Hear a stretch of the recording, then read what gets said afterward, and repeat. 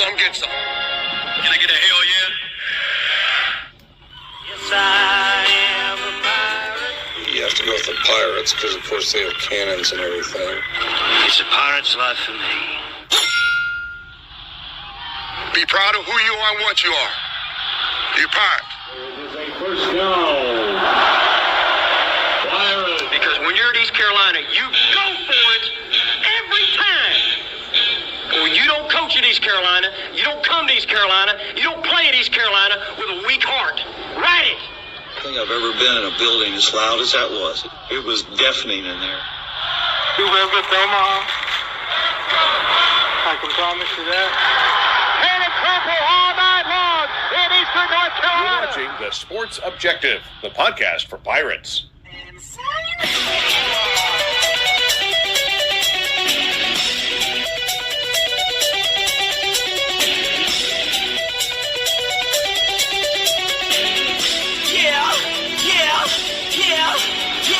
My heart is purple and gold. I'm a pirate down of my soul, and I don't back down, not at all. Find out when the cannons explode.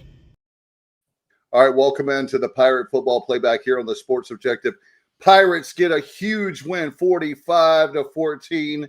And ladies and gentlemen, the former linebacker and during the Logan era, we got to talk about our analyst, Matt Semenza. Matt, man, how are you doing? You got to be doing much better with a 45-14 win over the Temple Owls.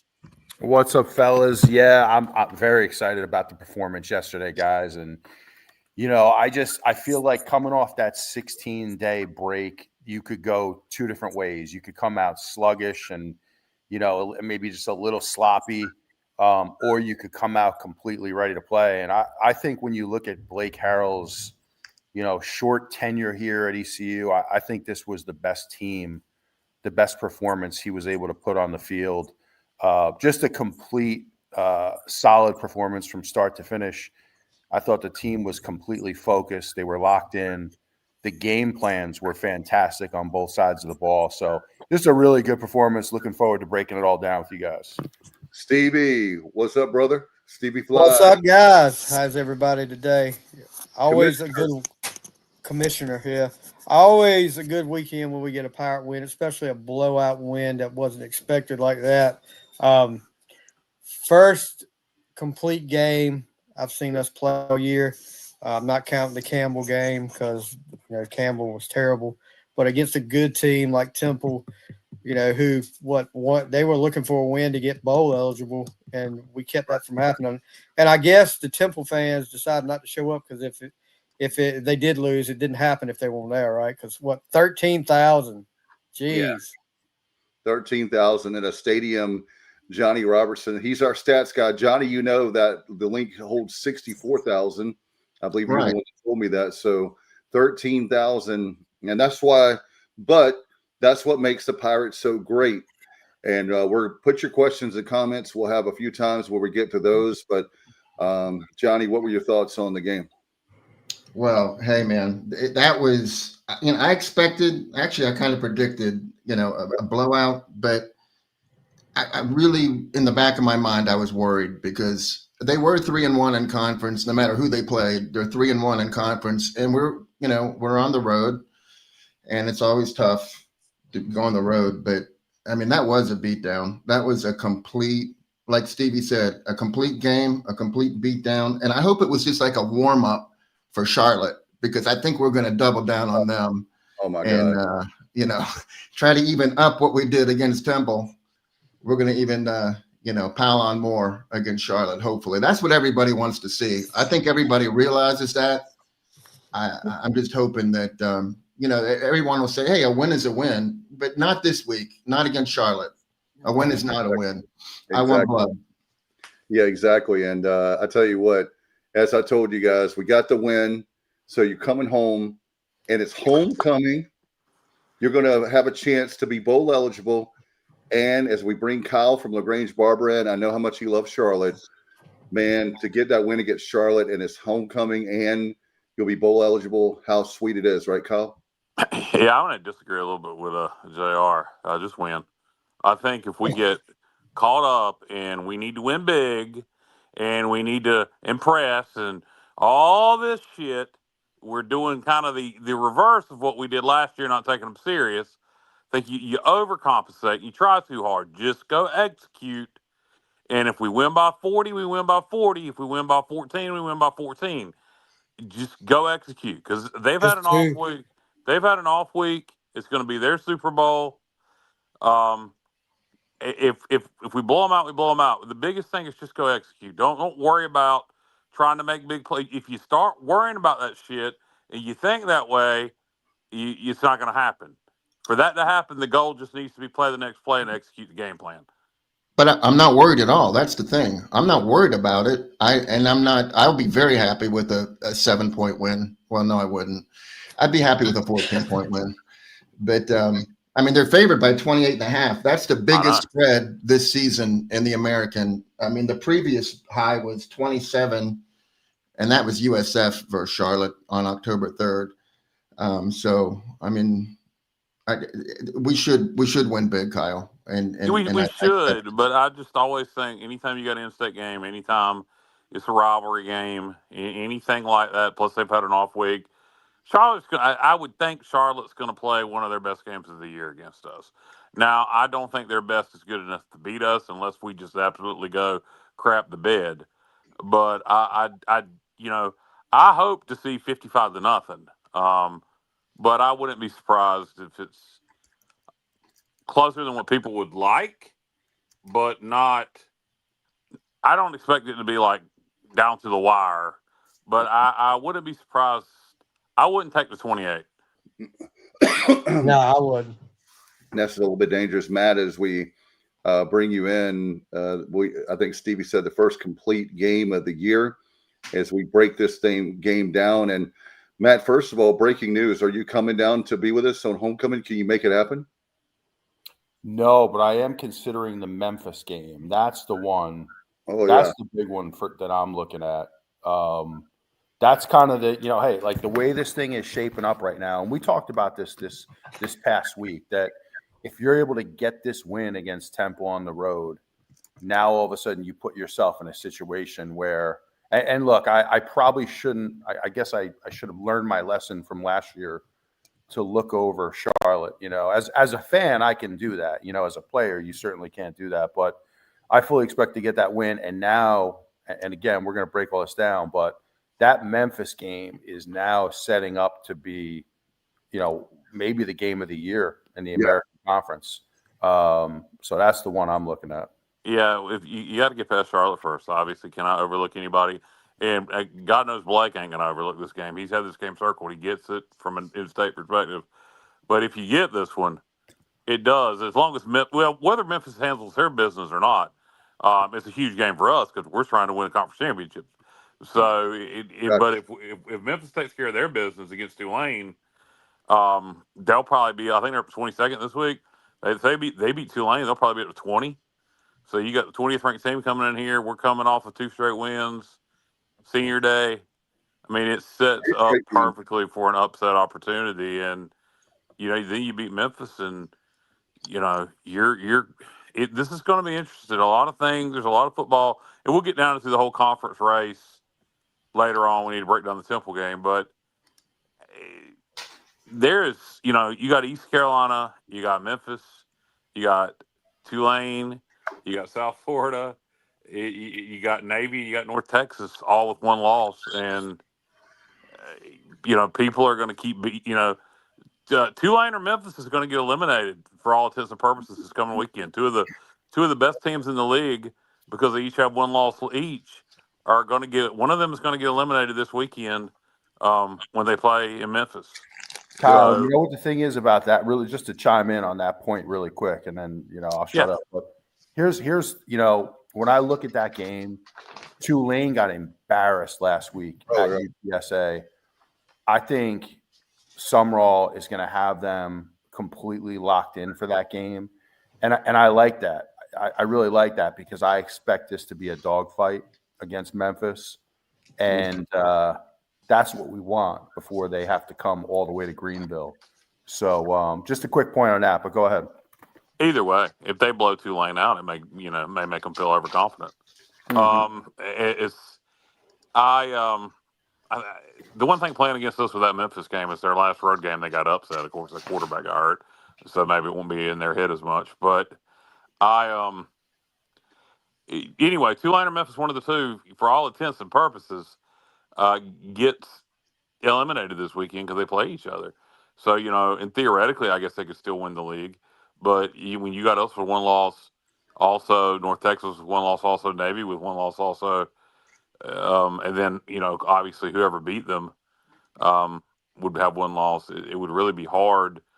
I guess theoretically you could get your way back in the conference championship because you just got to finish second. But, this is what we wanted. We wanted to be sitting here talking about this in November, guys. And here's the thing.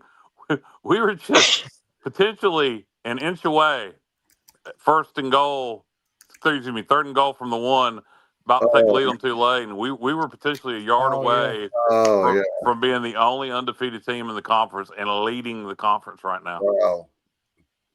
I hadn't thought about that. Yeah, great point. And by the way, like Kyle said, I have a graphic I'm working on to try to see if I can add that into StreamYard that we use here. But guys, looking at our the schedules versus us for the other teams, we can do this. We can make this happen. It's manageable. I'm not overconfident, but it's certainly when you have the likes of Charlotte and again, just take TCB, like Elvis would say, take care of business, and we'll get to that if you're wondering about. Hey, Dave, you don't forget the graphic. We don't even need it because, I've already done it, and it's very, very, very simple for us. I don't really care. If we're not in it, I don't even care, like, who else could possibly win it. I don't care. But for us to win it is really easy. We win out, and then we have to have three things happen. We have to have three teams win at home, and that's it. We need Memphis to beat Tulane on Saturday. That's going to happen. Yeah. Okay. And then we need Memphis to beat Navy and at home. In Memphis, we need Memphis to beat Navy in Memphis. I think that'll happen. So the third variable would be we need Navy to beat USF in Annapolis. If those three things happen and we win out, then North Texas and us would play in the championship game. I have no idea where that game would be played. It would depend on how the rankings shake out. I suspect North Texas would be the home team. But even if Navy loses to USF in Annapolis, then it would be a three-way tie at the end of the season with USF, North Texas, and us if we went out. And USF already beat North Texas, so I'm pretty sure USF would be in the championship game and hosting. And I think we would be the guest because North Texas would have that loss, and we don't have any losses because we didn't play either of those two teams. So it's not all that hard. You don't need charts and graphs. We just got to win out and root for Memphis to win twice and Navy to win once. Is that to finish first or second, or that's just to get in the championship game? Okay. To get into the champ, well, we'd be tied for first, Kyle, with North Texas and South Florida, or just with North Texas if everything went well. Yeah. So biggest thing we need to do is just win out, and if somehow we don't end up in the championship game by winning out, then it's a shame. But you still are proud of the team. 9-3.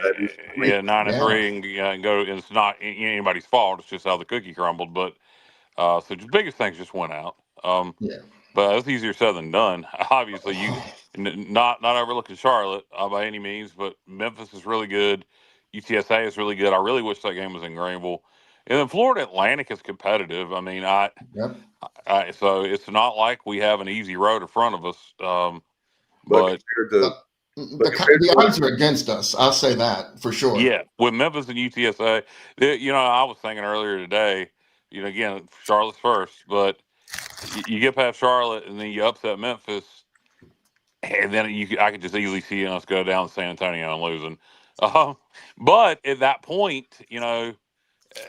then now Memphis has got 2 losses. Now Tulane's got 2 losses. So you're still, if you can take care of business against Memphis, if you take care of business these next 2, even with a loss to UTSA, you still can set yourself up to be in that championship game because you now Tulane and Memphis in this scenario both have 2 losses. No doubt. Matt, we'll get back to that. Matt, are you ready to break down the game that was yesterday, the Temple game, 45-14? Did you see that coming, Matt? I know what you're going to say, but what did you see? What did you think was going to happen before the game started? Yeah, I absolutely did not see that type of blowout. I mean, I saw ECU scoring a lot of points, but I also saw Temple, doing pretty well offensively with the way they've been playing and the quarterback being so efficient. But so no, I did not see that type of blowout, Dave. And I'll tell you guys a few things I liked. First of all, and again, I say this all the time, but the great thing about this show is we can be brutally honest and we're fair. Like when coaches have a bad day, we'll say it. When they have a great day, we'll say it. And again, I thought this was the best team Blake has put on the field in his tenure here. I think JDB was at the top of his game yesterday. The game plan was fantastic. I mean, I really liked how he established the run. But what I really like is that we got different receivers involved. You saw Yannick get involved. You saw deep shots to Anthony Smith, Brock Spalding. And so I just think he was a step ahead all day. Josh Aldridge, what can you really say? I mean, that was an awesome performance from the defense. You take away that one fumble we had, we're up 14-0 with the ball and we fumble inside our own 25, right? So we pretty much gave them some points right there. But guys, if you take that away, you're talking about a performance where maybe you get out of Philly only giving up 7 points. That's a pretty damn good game. And that's one we should be proud of. And, again, a lot of credit to the team. Those guys were focused, man. Coming off that 16-day break, you could just tell from the first play that they were fully prepared to play a football game. And it showed. And they played a complete game. Yeah, Matt. Yesterday, I'm trying to think. I guess technically you could go back and say Coastal Carolina this year because they're a 5-3 football team. But at the time, they weren't very good. But if you take the Coastal Carolina game out of the equation, because at the time they weren't what they are now. When is the last time we had a dominating performance like that on the road against a good football team? I can't tell you when. I tried to think back. Was it 22? No. We had some good road wins at BYU, but it wasn't dominating. 21? No. I don't know the last time, without counting Coastal this year, we went on the road and dominated a good football team like that. I can't tell you when. So, yeah, great. A couple of interesting little takeaways. The announcers talked about Blake Harrell and the team talking about how they were excited to get to play on a Saturday and get to play in the afternoon. You go to college to play football on Saturday afternoons. And, people talked about it being a out of routine thing. And we hadn't played on a Saturday in weeks and all the games have been at night. And I like how Blake took the approach of, instead of it being like changing our routine, he took it as an opportunity. Hey, this is what you come to college for. He got the guys excited about playing on a Saturday afternoon instead of it being a change of routine. I don't know if anybody else picked that up on the broadcast. Stevie, I think you unfortunately had to listen to a lot of it. I don't know if you gone back and watched. And yeah, Dave, I did. Dave, you were at the game. JR, I guess you listened to the TV broadcast. And No, I didn't. No, you didn't. So you just No. had the radio on and then watched it. And then Matt, I know you were in a position where you couldn't hear the audio. So I don't know. So I may be the only one apparently that heard. Stevie, did you notice that today when they said that? Yeah, I did. I When did you watched notice the replay? when I watched the replay. I did. Yeah. So the fact that, how smart is that? Just from a psychology standpoint for a head coach, to know, hey, we played 3 straight Thursdays, we played nothing but nights. So this is a change of routine, but let's make the guys excited about it. This is why you play college football. You think about playing college football on Saturday afternoons, and you turn it into something to be excited about versus something that was a change of routine or something we hadn't done this year. Just from a psychology standpoint, I like that. As simple as it is. Yeah, because that was something we talked about last week was how are they going to handle playing a 2 o'clock Right. game. And gosh knows, let's play every game at 2 o'clock if we play this way. And this week is at 3 o'clock at Dowdy Ficklen Stadium. And let me just say, hey Matt, I know you can't be there. You're with us in spirit, brother. But let's get that place rocking. Don't wait to Memphis. Let's get this place rocking for homecoming, the chance to be bowl eligible. Hard to believe that Blake Harrell is 10-4, guys, with the potential in the first 15 games to be 11-4. I'll take that. As right now his winning percentage is like over 70%, 7-1-0 or something like that. Second all time. I love it because the guy's a great guy, and not only is he a great coach, but a great guy. So you're pulling hard from him. But Matt, what were your takeaways? And we started out strong, like we talked about, with that 14-point lead. And one thing I want to mention to you, Matt, is we got our guy Yannick Smith involved this week. Thank God. I mean, thank God. That's something we were all, everybody on this show, we talked about that. And we were all a little frustrated. He's just too much of a talent to not get the ball to. And so, again, I mean, a lot of that just goes back to game plan. And I think he was, JDB was one step ahead. But, really quick on that, and I think it was Stevie or Johnny, I can't remember, mentioned it backstage before the show. But, we jump up 14-0, and then you get the fumble. And pretty quickly, that's a tie ball game. And Stevie, I think it was you, right? You said, here we go again, right? Here we go again. Here we go. And I thought the same thing, man. I thought the same thing. I think every ECU fan probably thought that same thing when they tied it up. No, somebody texted something immediately. I don't know who it was, but that said their defense still looks tired to me. Oh, yeah. The Pumpkin King, I think. Yeah, he did. Yeah, the old Pumpkin King takes that. Well, I'll tell you guys, what I liked is that we responded right away. And, we were able to get that back to 28-14 at halftime. Right. So great response there. A little bit of adversity, but man, it just goes to show when you can run the football like that, you're going to set yourself up for success. And then the defense is just getting 3 and outs. I mean, that defense that showed up yesterday, we looked fast. We looked fresh.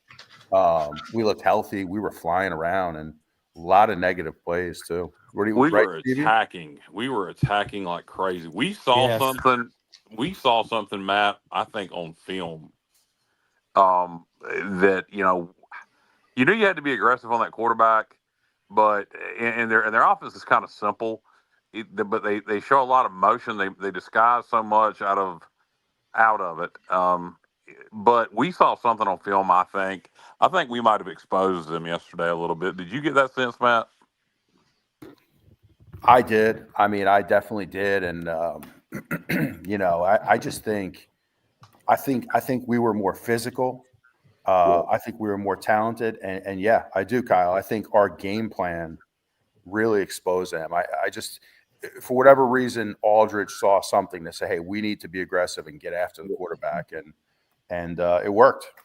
Johnny, we talked about that on the preview and last week, that we needed to go after the quarterback because you give Simon time.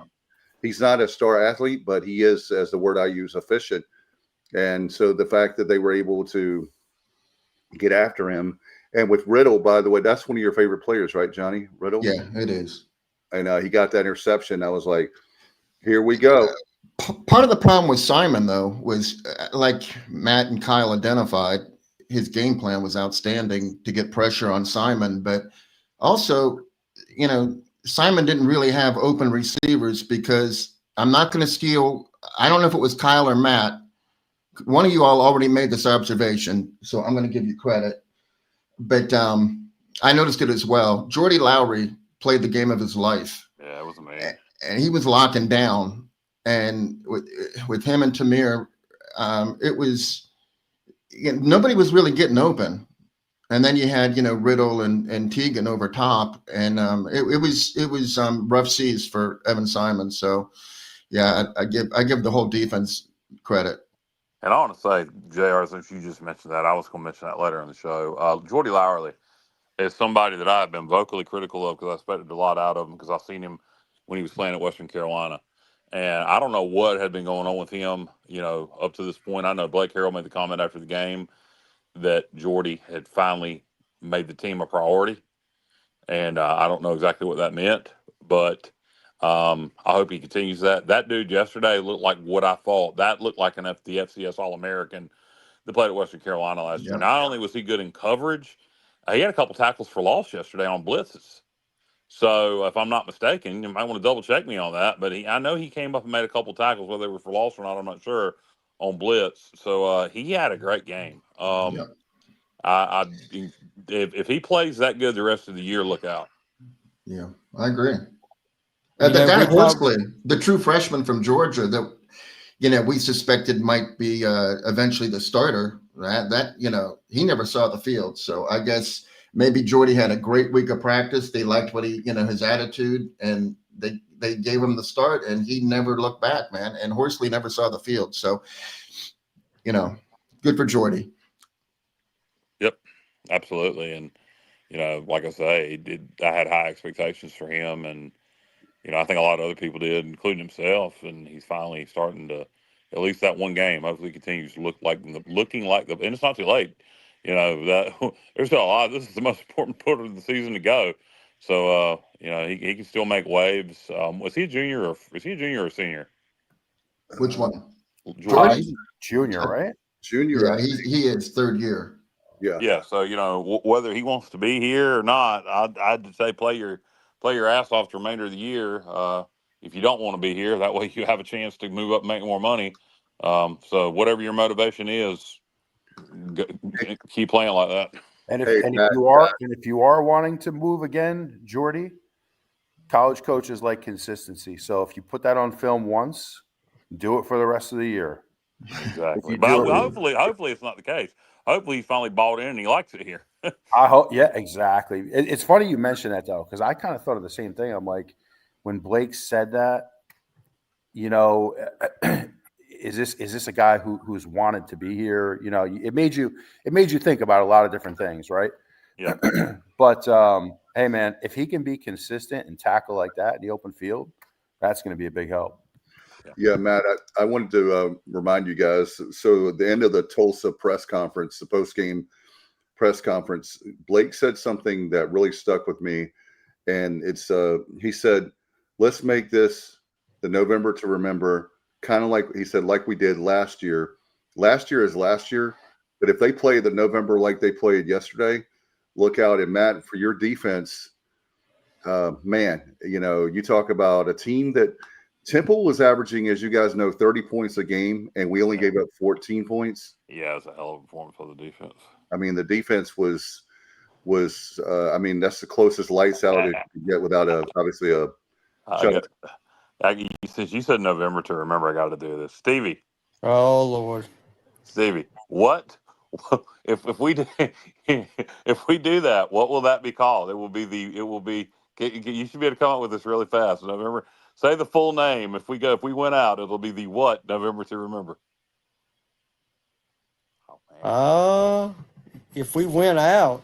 Yeah, man. Yeah. Is this a wrestling thing? Is this a wrestling thing? Stevie's got half of it. He's just overthinking it. I am overthinking it because I don't. Okay, what was the name of the promotion that did November to remember? Oh, the ECW, yeah. It would be the ECU November to remember. I told you were overthinking it, Steve. Yep. I did. I was like, well, where are we going here? Yeah, ECU. ECU November to remember. That was ECW's biggest pay-per-view for people that were wondering what the hell we're talking about. And if you don't know what ECW is, Google it, kids. Yeah, but Matt, that struck with me that we've had the defense playing well, but the offense has been struggling. They finally put it together. So if you have that defense as stingy as we like that defense, and top 13 in the nation, maybe even better now, and you have that offense like JDB, 45 points or more, man, we could be in the championship game if we continue to play like this. That's yesterday, Dave, to your point, that is the winning formula, what we saw yesterday. Great defense, low scoring output from the opponent, and you run the football. Jesus, I mean, Look, I Running know we're game. not going to run the football for 350 yards. Yeah. But good Lord. I mean, if you're going to draw it up, to be a win, that's the formula. And let me just throw this stat at you guys, right? JR is the stats guy, so I hope I'm not stepping Okay, on. now go ahead. I'm going to throw one right back at you. Please do. So Johnny, I think you'll be impressed with me here. I'm always impressed with you. Because I don't ever. Oh, hold on here. Oh, jeez. I don't ever come up with good stats. So here, I'm going to throw one at you guys because I was before. And you may have already touched on this week, but we now have a 5-game win streak against Temple. All right. Yep. In the last 5 games, we have outscored them 223 to 100. That's an average victory over the 5 games of 45 to 20. Wow. So you're absolutely right. We average. Go ahead. Temple Owls. We own the Temple Owls right now. That's my point. Matt, that's an outstanding stat. I'll just add to it that we're averaging 509 yards of offense per game during that 5-game win streak. But hey, you touched earlier on running the ball, and that could be like a key to victory. In our 3 losses, we average 103 yards rushing a game.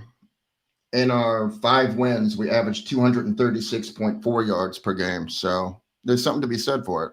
Yeah, this offense and at least the way they're running it here, as much as people think of up tempo and think of passing, you got to be able to run the football in this offense. And it's a run first offense. I don't think it has to be. I think you can run this offense pass first, more like an air raid because it has elements of it. But this is a run first offense. So for it to really be successful, you got to be able to establish the run and. No delusions that we're going to do that again this year. I hope we do. I hope we do it again this weekend. But 350 rushing yards is unbelievable. That's insane. And I think a lot of that, I think it was twofold.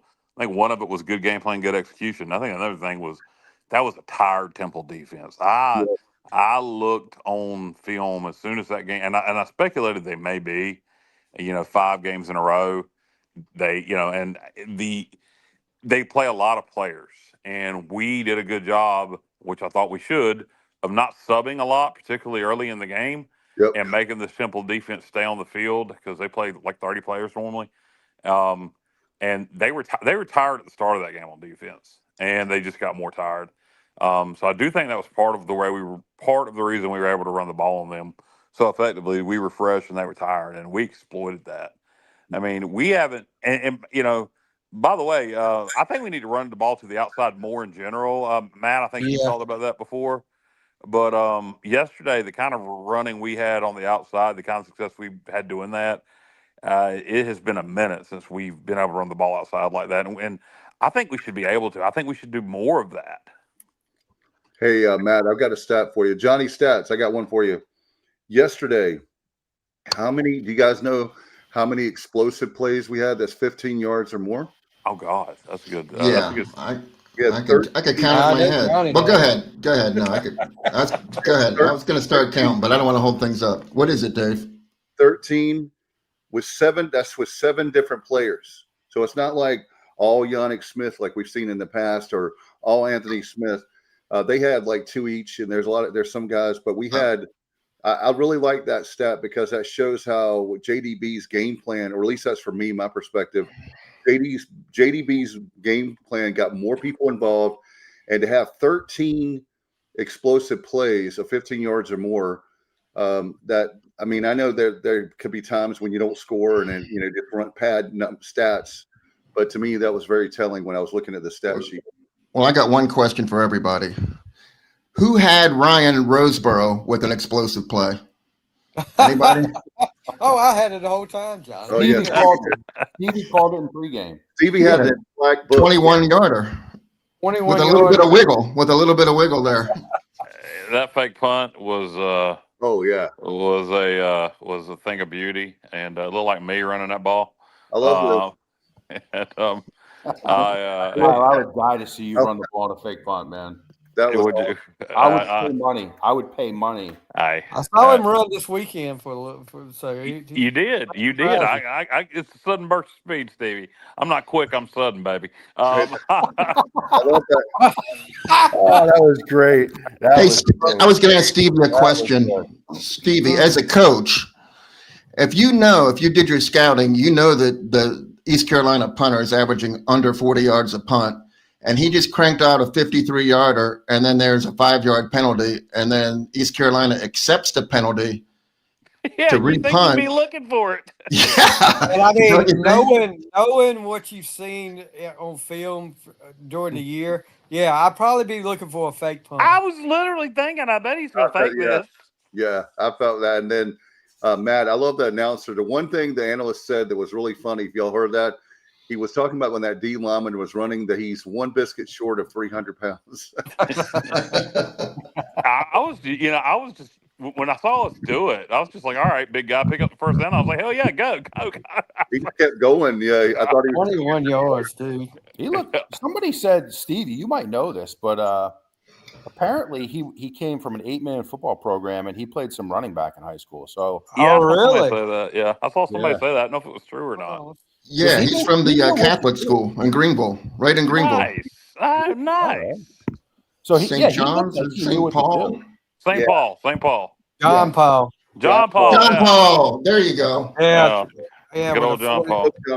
41 guys on that roster playing 8-man football. Oh my God, that's ridiculous. Why are they playing 8-man with a 40-man roster? Because Catholic school. What? That don't have anything to do with it. I know, but I'm talking about. I think they moved up. I'm saying they're still playing 8-man, bud.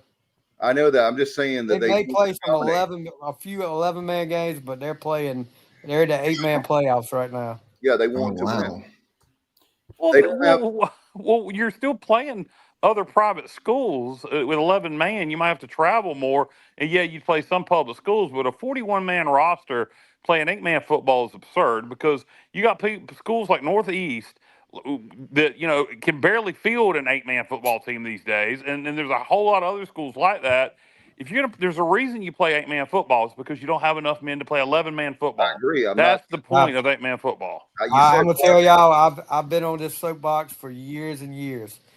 The last time my school played 11-man football was my senior year with 13 guys, and we had to go 8-man the next year.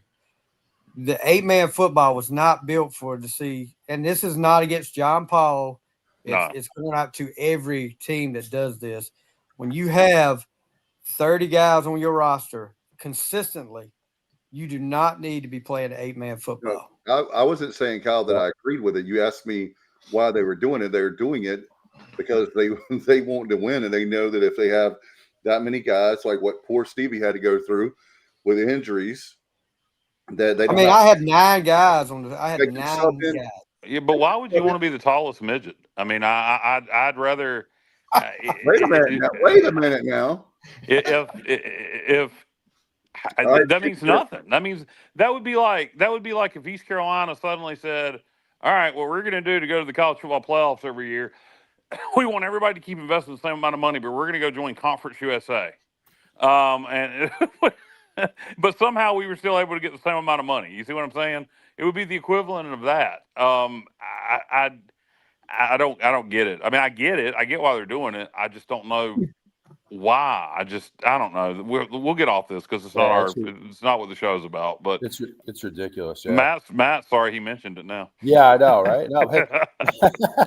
Yeah, you want to get my blood pressure going a little bit. You keep talking about that. Yeah. I know. My bad, Steven. My bad. But one more point on the first half before we kind of look forward to the second half, guys. But situation right before halftime where we're up 28-14, Temple was receiving the ball in the second half. So it was imperative that we got to stop it, right? Because if you allow them to go 28-21 and they receive the ball, now they're right back in the game. So I want to applaud our coaching staff, man. They handled right before halftime beautifully. They ran the ball. They forced Temple to call their timeouts, right? We ran the clock out and took that lead to halftime. Now, look, that might seem basic, But that's the type of thing Mike Houston would constantly mismanage. Exactly. All the time. So I was thrilled. Now, again, that's basic clock management stuff. But how many times have we seen over the years an ECU team botch that type of situation? No, it's done really well. Defense, played well to get the ball back to the offense. The offense wasn't, and I didn't think they should be with a 14-point lead. And I didn't think Temple would really have much of a chance to come back because of how tired their defense looked, unless we gave them extra possession. So I didn't want to be overly aggressive there as deep as we were. We ran the ball. We didn't bust a big one, so we just ran the clock out. Temple called their timeouts. It didn't matter. And like you say, we take a 14-point lead in the halftime. And to me, I knew it was over when we got the 3 and out, or I don't remember if it was a 3 and out or whatever, the defensive stop on their first possession of the second half. When they had to punt there, and then we came down and scored, I knew it was over then. Ball game. There was no chance. One of the new features on StreamYard is we can put I don't know, guys, if you want to do that or not, questions and comments can stay up on the screen. I don't know if you want to do that or not, but people are naming all the different, including Stevie, about the different 8-man football teams, including public school, while they have to do that.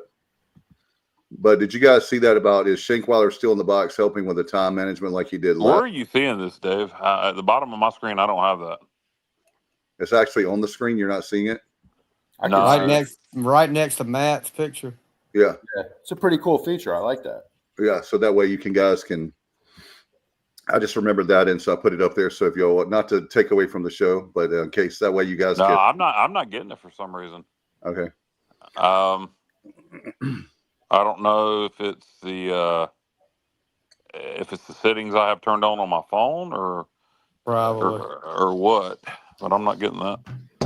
Okay. So Matt, I know you want to go. Did you want to go to the second half now, or are we good for first? Or you guys good? Are you guys Jay? You guys all good, Stevie? You guys? Yeah. You guys all good with the first half? Yep. Yeah. So and I don't want to sound repetitive, but just really impressed that you can put your foot down on the throat. That was my biggest takeaway from yesterday, is that there was no let up. It was a completely focused, complete football game, and that was my biggest takeaway. We had Temple down, and we put them away, and you were able to lean on the rushing game, on the ground game, and again the defense, just unbelievable performance in the second half. Man, was I wrong in the preseason about this D-line. Could not have been more wrong. These guys are playing some really good football right now. They're getting after it, creating a lot of negative plays. So it was just fun to watch. Shout out to Kyle. I know that we and Johnny, which Stevie, I know you had to work that day, and Matt, you are obviously in Connecticut. But when we had the media day, and we interviewed Roy Tesh, and the one thing I remember him saying about speaking of D-line, Matt, he was talking about, in other words, it wasn't like a whole bunch of superstars on the D-line, but he was telling us there's a lot of guys who've had experience. You may not know their names because they played, like maybe second string or whatever, but now they're going to get their shot. And he had a lot of confidence. And I was kind of like, Matt, to your point, I was kind of like, okay, I'm reminding myself this is media day. He's not going to let us know if, oh, wow, I'm really concerned about my room. We don't have any players here. That's exactly not what a coach is going to do. So I kind of felt like it was media day, coach talk, coach. You want the D-line? Yeah. I didn't get that feeling, actually, Dave. When I interviewed him one-on-one, I got a pretty good BS radar, and I thought maybe he was just stupid. Because he really believed his D-line was good. And no, he's just a good coach. and props to Blake and this coaching staff that, that has been developing these guys on the D-line to step up. I mean, props to them. And Josh inherited a good group and has got a lot out of them along with the D-line coach. And that's going back and looking at that, Dave. I never thought it was BS. I really thought he believed it. I just thought he was wrong. No, he was right. He's got a good D-line. This is a good group. No doubt. And Matt, with the second half, you're exactly right when you said that this group, I was worried about how would the Pirates come out in that second half when they got the ball first, and would all of a sudden they creep back in the game when it was 28-14 at halftime. And I tell you what, I was really excited to see that, like you said, they put the team away. It's the first win that we've had this really complimentary football. The good, we even give a shout out to the special teams on my fake punt that I love so much, and that everybody knew was coming except for Temple, apparently. But Matt, keep going about the second half, because this is one of those games you just can't get enough of talking about. It's made my weekend. I thought it was going to be a win, a close win, but to win like we did, wow. Yeah, you could just see, and I'll kick it over to you guys. Stevie, I'll get your thoughts on this one, but like, I could just see Temple's spirits were broken. I mean, we broke that team. They did not want to play anymore. And that, you got to love when you see that, because it doesn't happen often.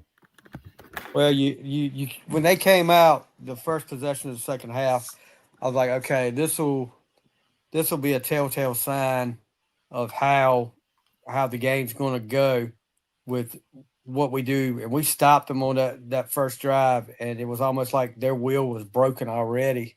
And just like Kyle said, their defense was already tired, but as much as we talked about how disciplined their offense was, and we got the first interception on their quarterback, and their offense, we totally took them out of their game that second half. I mean, we were imposing our will on both sides of the ball on Temple, and like you said, Matt, they were tired. They were ready to just say, hey. And I guess the Temple fans were tired of watching it too. Yeah, I think they were tired before the game started. I thought there would be a bigger crowd there than that. I mean, go ahead, Dave. How did it look in person? Well, Kyle, you you missed that part. Missed that part, Kyle. I didn't make it. A friend of mine couldn't go. So you never went. I was going to go, and then I didn't want to drive all that way by myself. So, wow. Okay, never mind. Yeah, but 13,000 people in a stadium that seats 64,000. Is there an MLS team in Philadelphia? Yes. Where do they play? Let me look it up. I don't know that. Yeah, because for the love of God, unless they play there too, why doesn't Temple sign a contract with whoever the MLS team is in their stadium? It would have to probably be around a 30,000 seat stadium. That would be perfect for Temple. So I don't get that. If they can't build their old stadium. But just to get back to the second half, while Dave looks that up, just as Matt said and Stevie said, JR, it looked like it. You don't want to say Temple quit, but they wanted to quit. Their will was broke. They were ready for that game to be over. They looked like a defeated football team that was shell shocked. Yeah. Go ahead, Dave. Really quick, that they play. The team is, I couldn't think of the nickname. It's the Philadelphia Union. They play in Major League Soccer. They play in Subaru Park. It seats, get this, Kyle, perfect for them, 18,500. Why doesn't Temple sign a deal with them? I don't know. We're gonna have to look this up. We need to get Ryan back up here. I'm gonna text Ryan and ask him why that's not a possibility. But go ahead, JR. Back to the game. No, I was just gonna say, Stevie and Matt pretty much covered it. The third quarter, I think they came out thinking, okay, we got to get back in this thing. Well, at the end of the third quarter, they had 15 yards of total offense, one first down. I'm sorry, they had 16 yards because they had 17 yards passing and -1 rushing the ball with one first down on one completion. So, I feel like, they were just like, nothing's working. Nothing is working against this team. And I kind of felt sorry for him for a while. No, I didn't. I'm just kidding. I didn't feel sorry for him. Wow. But, hey, Casey Keeler, I feel like this was a big game in his, first year. I feel like he felt like he was building momentum, and this was like a season turner. And it ended up to be a season turner, but not in the way he wanted it to be. But I really feel like this was a big game. They beat UTSA in Philadelphia, and they lost to Navy by 1 point. Yep. So it's not like they lay down at Lincoln Financial Field. They don't. So it's just impressive what we did. So that's my take. I think what happened is between that 16-day, I was going to say layover, my goodness, 16-day break that we had with that bye was perfect. We got healthy. Our guys, and I tell you what, the offense, JDB has been getting so much grief. And Matt, to your point, when you were talking earlier about that we call it the way we see it, I've got to give him his flowers. That game was so unpredictable on offense, thank goodness, because you never knew. Like, yeah, there was a lot of running, but there was other things. Like one of the things, Matt, I want to mention too, I'm sorry, in the first half, forgive me, is how about that Mike Wright play, that touchdown? I was going to ask you. I forgot about that, Matt. I'm sorry. That whole drive was awesome, man. I mean, did we throw the ball one time on that drive? Yes, according to the stats we did, but I don't remember it either. I remember looking back at that play drive summary, and it said one pass, and for the life, I don't remember throwing the ball. Yeah, I don't either. I mean, it was a beautiful drive. I mean, again, you call that a death march when you could just line up and run it down somebody's throat. And I love the play call, Dave, because you sneak Mike Wright in there and you're working in between the tackles. And now all of a sudden you get him on the perimeter with that speed, and that can really screw up a defense, and it did. It was a 19-yard run to the end zone. And, and the other thing that was, I wanted to ask you guys, has helped me out, but did you see that he was playing with the zero uniform? Yeah. For the zero uniform. Because he's playing more on defense now. Right. And I just thought that was funny. It's like, when you see it, that Hauser's not in, wouldn't that be a clue? But I guess they were not paying attention. Yeah, I guess not. I mean, it's a good question of why they didn't notice it, but but you see that kind of stuff work all the time, and you think people should notice it. So, I mean, you see the Wildcat quarterback coming in. He's probably going to run Wildcat. They should have figured the fake punt was coming too, like we talked about earlier. But they did not. As much as I talked about how well coached they were not very well prepared. They were they were shell. I think it had a lot to do with them being tired. But let me ask y'all this, and I read this. I did not hear it. So I don't know if I misread it, but there was something Blake said after the game. Again, this is from me reading. I think I read it on HTC, the game recap. He said something to the effect of they said we're a finesse team and we like to finesse them and throw the ball, but we're a physical team. We like to run, first and all that. And then did you guys see that? Am I losing my mind? I swear I read that comment, and was that into response to something the Temple coach said that I missed? Does anybody have any idea what I'm talking about? I don't know why anybody. In fact, Matt, I was going to talk about listeners. Did anybody catch that comment and have any background on it? Matt, I wanted to say the one thing I was going to talk to you about too is the overall impressions, is the physicality of our team versus Temple. I wanted to get your thoughts on that and the rest of the guys. I thought it was men versus boys. Honestly, it was men versus boys. We dominated them. We looked stronger. We looked more physical. We looked better prepared, to Kyle's point right there. And I didn't see that, Kyle, so I'm not sure. But yeah, I just very, very impressed with what I saw yesterday. I don't know what we did over that 16-day period, but let's do it again this week. Keep it rolling. I agree. Hey, you know what I'm waiting for? I'm waiting for Mike Wright. I'm waiting for Mike Wright to sneak in there at Wildcat and then throw a pass, because he's thrown like 24 touchdown passes and 3,000 yards, over his time at quarterback at Missouri and Mississippi State and Vanderbilt. So that's what I'm waiting for. People are just going to assume he's going to run. Game. Yeah, there you go. Save it. Temple coach said it was a 50-50 game, and Blake used it as motivation. Yeah, I saw that too. Something about I saw something about a 50. I don't see how that's. I don't see where that's that much billboard material there. No, well, I mean, what do you expect them to say? Well, 70-30. We have a 30% chance to win it. Hey, Matt, wouldn't you think that with a game like the Temple game, it comes down to who wants it more? I mean, I know when people hate that term overused, but Yeah. meaning how they were fit, we were physical, we were dominant, we were. I think it came down to we were really well prepared and really well rested, and they were not. They were not well prepared. They were not well prepared. They were not well prepared, and I think it was because they were tired. And I said this when Ryan was up here last week on the show. We were the more talented football team by a mile, but I thought they were the better coached football team. If they're not the more prepared, better coached football team, they're going to get beat by a more talented team. And not only yesterday were we the more talented team, we were the more rested team and the better prepared team. So Temple didn't have a chance.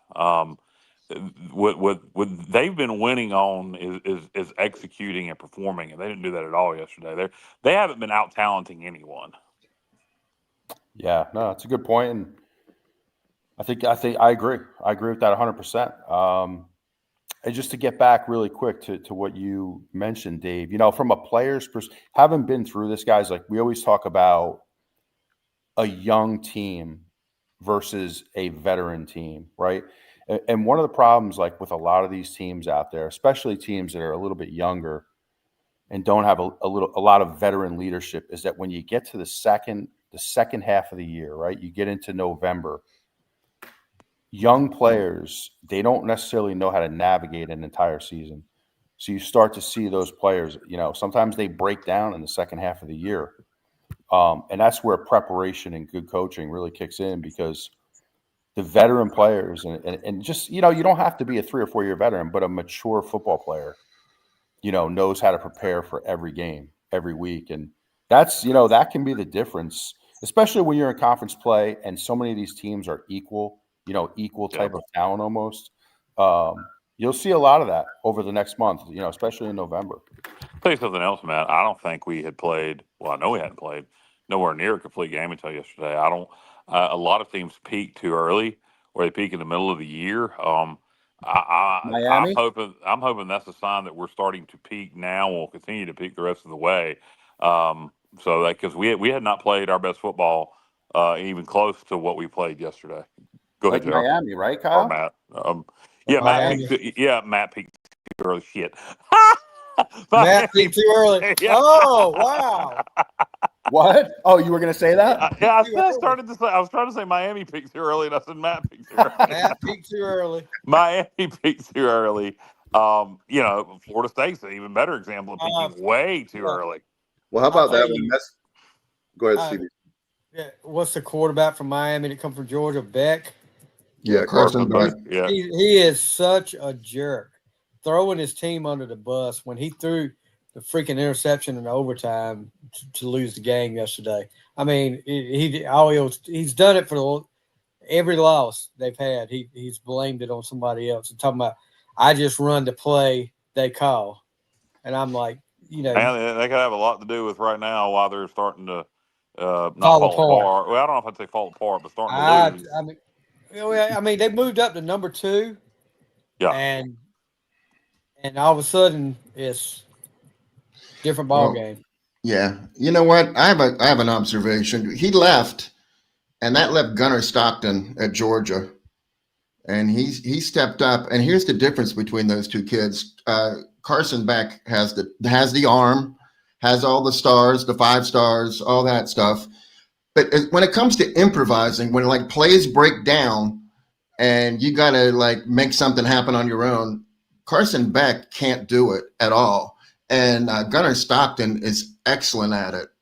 He's not a great quarterback, but I think Georgia got the better end of the deal there with Gunnar Stockton.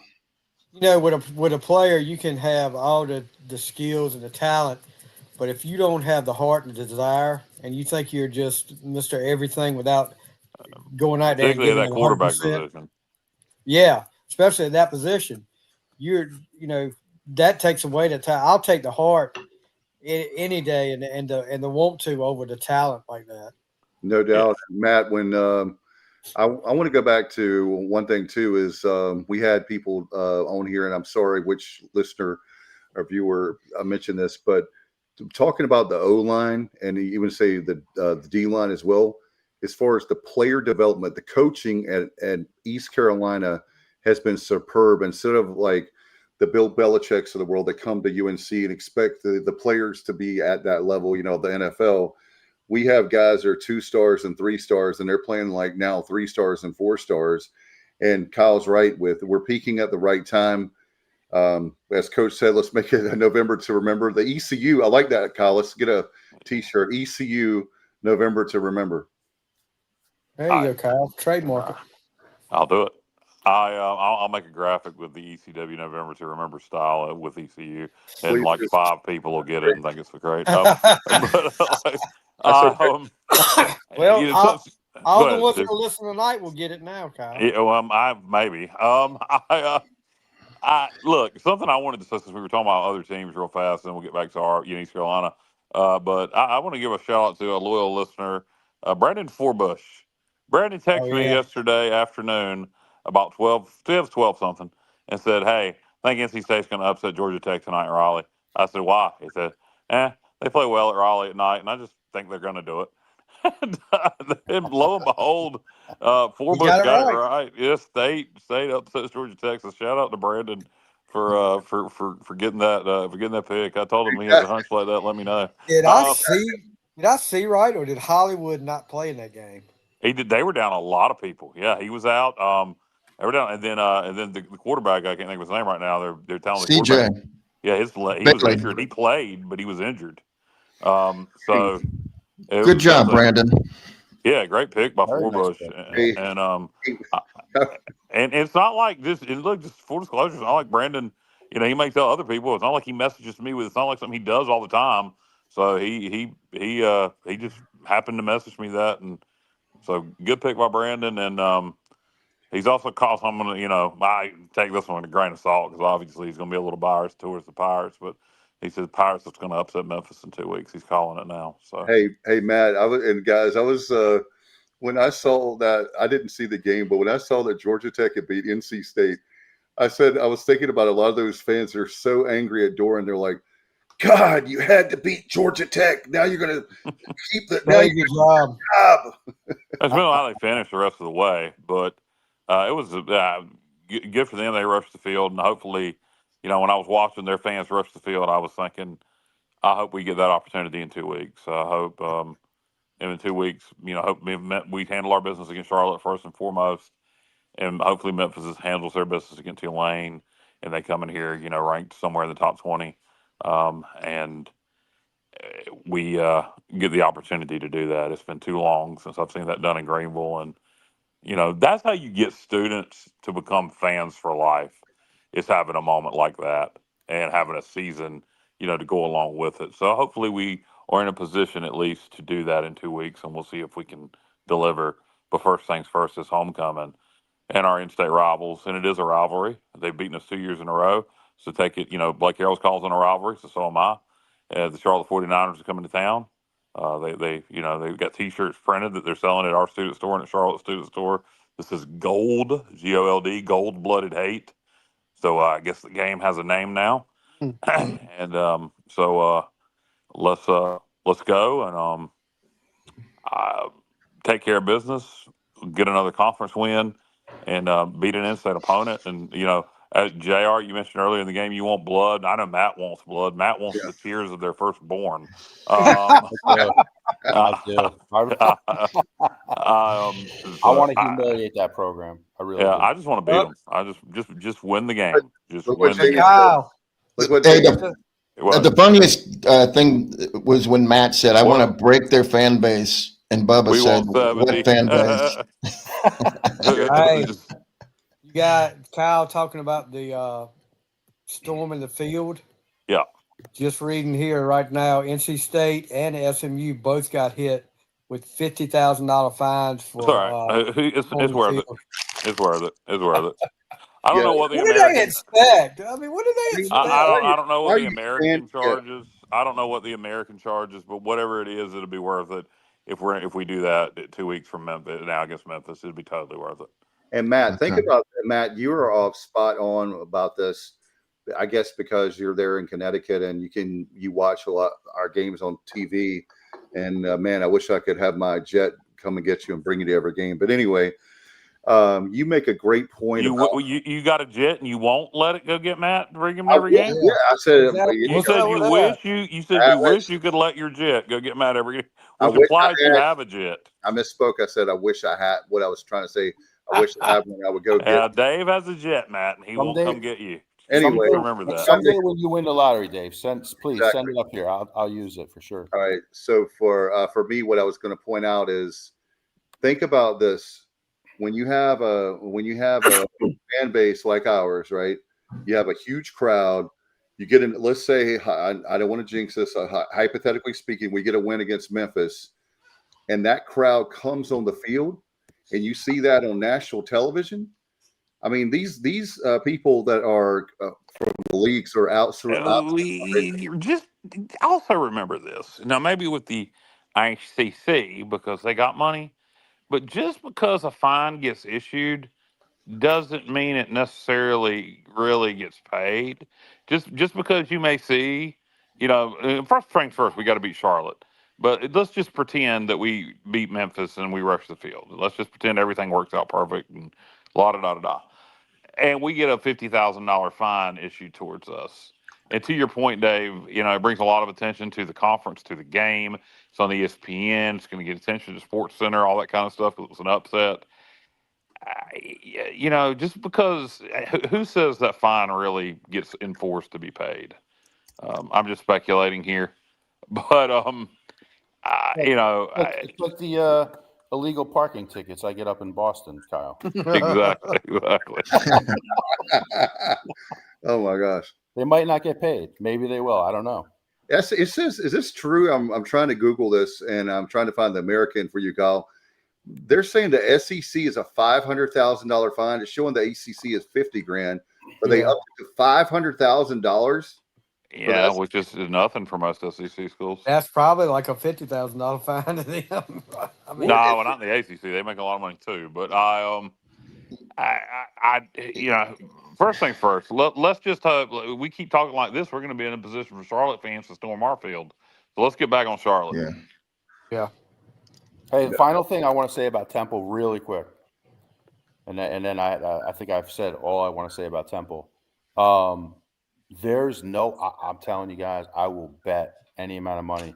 There's no way there were 13,000 fans in that stadium. No. It's hard. Are you serious, Matt? You don't think in a 70,000, 60,000 seat stadium? It looks like a bowl game. I'll say 6,000 people. 6,000 people. I'll tell you. I'm telling you. Man, it's hard to gauge 13,000. Right, it's hard to gauge 13,000. But if you're going to lie about a figure, why would you lie about 13,000? Just go ahead and say 20. I think it's because they're so embarrassed. It's so embarrassing. Well, just say 20. Just say 20 then, or say 15. I mean, I'm telling you, people can tell, and I would be like, God knows, y'all would totally lied if y'all tried to tell me there was 20,000. What do you think? That stadium holds 65,000? 64, close. 64. Okay, so yeah, 64. I mean, I don't think it's easy enough to tell the difference between 6,000 and 13,000 when they're spread out. I don't. I didn't think it was empty, man. It looked, from what I saw on TV. It looked pitiful. In fact, I saw like our spring football game. Exactly, Matt. There was a lot. I don't know how many Pirate fans went, but you could see a lot of purple, and then it was a lot of empty seats. A lot of purple, empty seats. That's what I saw. I didn't see as many. It may have been equal amount of if you have 6,000, there was probably 2,000 or 3,000 Pirate fans there. Is my guess. Yeah, I'm going to message Ryan and ask what the deal is, why they can't share that field with the MLS team. That just makes perfect sense, baby. 18. If you have 18.5, and you have, if they truly had 13,000 in an 18.5 stadium, that would have looked like a good crowd. Yeah, exactly. And the commissioner has got to get involved in this, guys. He's got to get involved. They have got to do something because this is just a bad look for the conference. It really is. It's just a really bad look. It creates the feeling of a small time conference, in my opinion. And nothing is worse than Rice. I mean, that is the most pathetic fan base in the history of sport. The history of sport. I agree, Matt. That's all I got. I saw It was probably 21 or 22. It was after COVID. I was watching the game. It was not the Pirates. It was somebody was playing Rice, and they showed the crowd, and there were people like with books open, like studying. That's what they weren't even paying attention to the game, and what little people were there. It's horrible. Yeah, and Kyle, do you remember this was It's actually in Chester, Pennsylvania. Do we know where Chester is? Yeah, it's near Philadelphia. Is it close? Is it reasonably close to Temple where they could play their games there? I guess they could. I mean, that's where the It's MLS team definitely plays. right outside of Philly. Yeah, that's where the MLS team plays. So I didn't know. I'm just curious why that hasn't been explored. I mean, it just seems to just make so much sense. Temple tried, as you remember, Kyle, back when we had Ryan first on. I want to say pre-COVID, like maybe one of the first times he was on, and we asked him about that very thing of, when are you guys going to get your own stadium? And kudos to Tulane, they have their own stadium, and I think isn't USF building their own on campus stadium or right near campus versus? Yes, they are. Okay, so basically, it really comes down to Temple. I think off the top, who else would have playing it? Even Charlotte has their own. Houston would be, or Rice would be the other one with that stupid ass glass bowl. And yes, it belongs to them, but they need something new and smaller. Yeah. So anyway, the Temple thing we asked, and they were talking about they just couldn't get the city of Philadelphia. I don't know. I think the fact that it's an inner city school is an issue because we're trying to find, I guess, the land to do it. That was like 6 years ago, so forgive me. Correct. That was the reason they didn't have anywhere to build it. That's what they said. Yeah. So Kyle, Chester is 28 minutes, 19.8 miles south of the campus. That's nothing. Okay, they could do that. Yeah, that's nothing. In fact, Matt, didn't you guys used to stay in Kinston, like for home games? Didn't Logan make you that holiday? Yeah, we did. Yeah. Keep you away from they don't do that now. I think they stay at the Hilton, but or the Holiday Inn right beside it. It's one of those in Greenville, but Logan used to take them away so they wouldn't be able to sneak girlfriends in or whatever, or have the boy sneak out with the boys. Girlfriends. Logan just assumed that we were going to be like irresponsible and go get in trouble, but so I think that's why he did that. But where'd y'all stay at in Kinston, Matt? Do you remember? What's that? Where did you stay at in Kinston? Do you remember? Jeez, man, I don't even remember, honestly. I want to say a Holiday Inn, but I could. Yeah, that's what I remember as a Holiday Inn. Was it 70? 70 Kyle back in the day. Yeah, I mean, there's a Holiday Inn on 70 now. I'm just trying to. He's on the 90s. I'm trying to remember where things were back then when that Holiday Inn was built on 70, and there's some older hotels out like on 70, like 70 runs two directions. So like 70 east, of course 70 runs in two directions. That sounded pretty stupid on my part. But eastbound, in my brain, you get what I'm saying? Eastbound 70, like you're going to New Bern, there's some older hotels out that way, and I bet it was out there.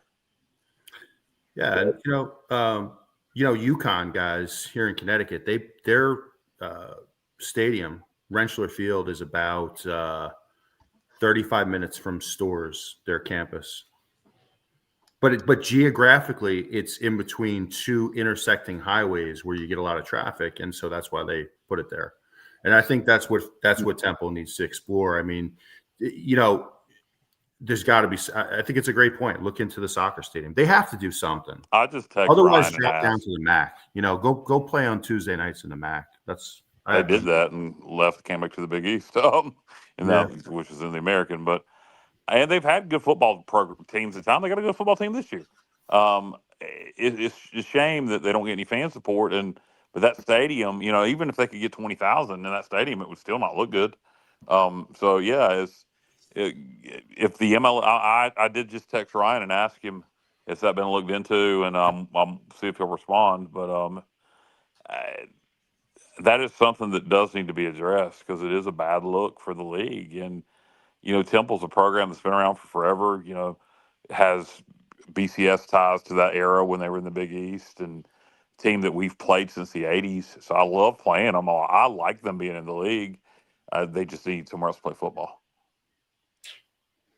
Yeah, it's frustrating because, Matt, we talk about the league, and I know there are a lot of people don't like. I like having the Temple game. I think it's because we played them for so long in the independent era, et cetera, et cetera. And so I like playing them. But yeah, when you're playing them there, wow.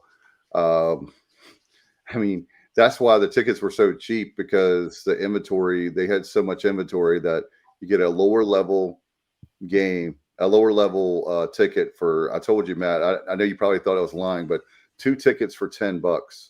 Yeah, that's crazy. You know, I do like Temple in the league. I hope they can figure it out. I think for the most part, the league got it right. I think North Texas, I think, was a great ad. They have a great thing going on down there with their stadium. I think Rice was a terrible ad. I like UAB. I think that they wanted to, they thought they were pulling in the Houston market. But in reality, that's just all. I don't know who comes up with those things. I mean, nobody's watching Rice play football. And I just feel like they got it wrong with some of this stuff. But you know, they can act. I think this new commissioner, he seems to be on top of things, and maybe he'll make some changes. I think Navy wanted Rice, and I think Army. Army likes having them in the league, even though they weren't in the league when they got invited. Hold on, I just got a text back from Ryan. We'll get more updates on this. Yeah, for me, I wanted to add Appalachian State, Marshall. To me, I thought with the 6 teams added, you do 3 that makes geographic sense, and then 3 you could do like a hybrid if they wanted to go for the markets. I like the FAU and I like the UAB. Those 2 come to mind for the markets. But as far as, you're right on the money with Rice, that was you know, even there, you could argue baseball, but baseball is still not where that used to be. So you can't even say we added them for baseball. I think we missed the boat when James Madison decided to move up. Yep, correct. I mean, I hate to say it, they're better than us in almost everything other than baseball. I don't know if they're better than us in football this year or not. Oh, they definitely are. Absolutely.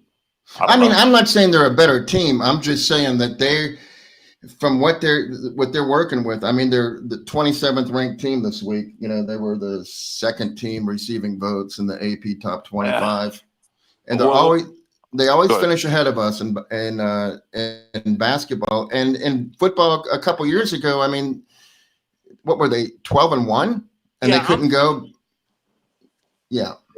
I'm sorry, but with the schedule, the Sun Belt this year is not good. I love the Sun Belt. This year it's not good. And I'm sorry, but the only team that lost to is Louisville. What's their best win? James Madison? Yes. Okay, this year I don't know what their schedule is. They don't have a top 25 win. I know that. Right. So their best. I don't know what their other non-conference games were, but so I know they lost to Louisville. The Sun Belt's not good this year. It's just overall, it's not. If they go 11, if they go 12-1 and win the Sun Belt championship, they're going to get in over us. Yeah, no doubt. The playoff, we go 9-3. But I'm telling you right now, if we win out, if we're good enough to win out with the remaining schedule we have, we're a better football team than them. And I'll argue with anybody with that. Yeah, but yeah, like you said, with one loss, we played BYU. That I mean, you know, you look at BYU. BYU, you know, still is undefeated. But JR's right. With one loss in a Sun Belt championship, they're going to get in over a 10-3 East Carolina, most likely. The only way that they may not, and this is we beat Memphis. They're let's say they're up to number 20 or 21. If we beat Memphis, and then we make it to the conference championship game and beat North Texas. North Texas or South Florida, one of the two, is ranked in the top 25. You know, that's 2 top 25 wins in your last few games. And JMU hadn't had one all year, so it would be an interesting discussion. I hope we're having it. I hope we're not. I hope somebody beats JMU between now and then. Well, here's what they got left, Kyle. Let me just throw this out there. They're at Marshall, Then they're at home against App State. Here's the game I'm considering going to because the Pirates are on the road, and depending on what time this game is, they're playing Washington State at home. Washington State is playing really well lately, although they did lose to Oregon State. I was about to say until yesterday. Yeah, until yesterday. And then they're at Coastal, and then they would play in the conference championship game against most likely Southern Miss. Yeah. So at Coastal's a tough one. Marshall won't be easy. Washington State, I would have said that won't be easy, but Oregon State's got awful. So I don't know what happened there. I see that kind of crap when I hear that Oregon State beat Washington State yesterday. That scares me with the Charlotte game. I guarantee you Washington State was at least a 2-3 score favorite in that game.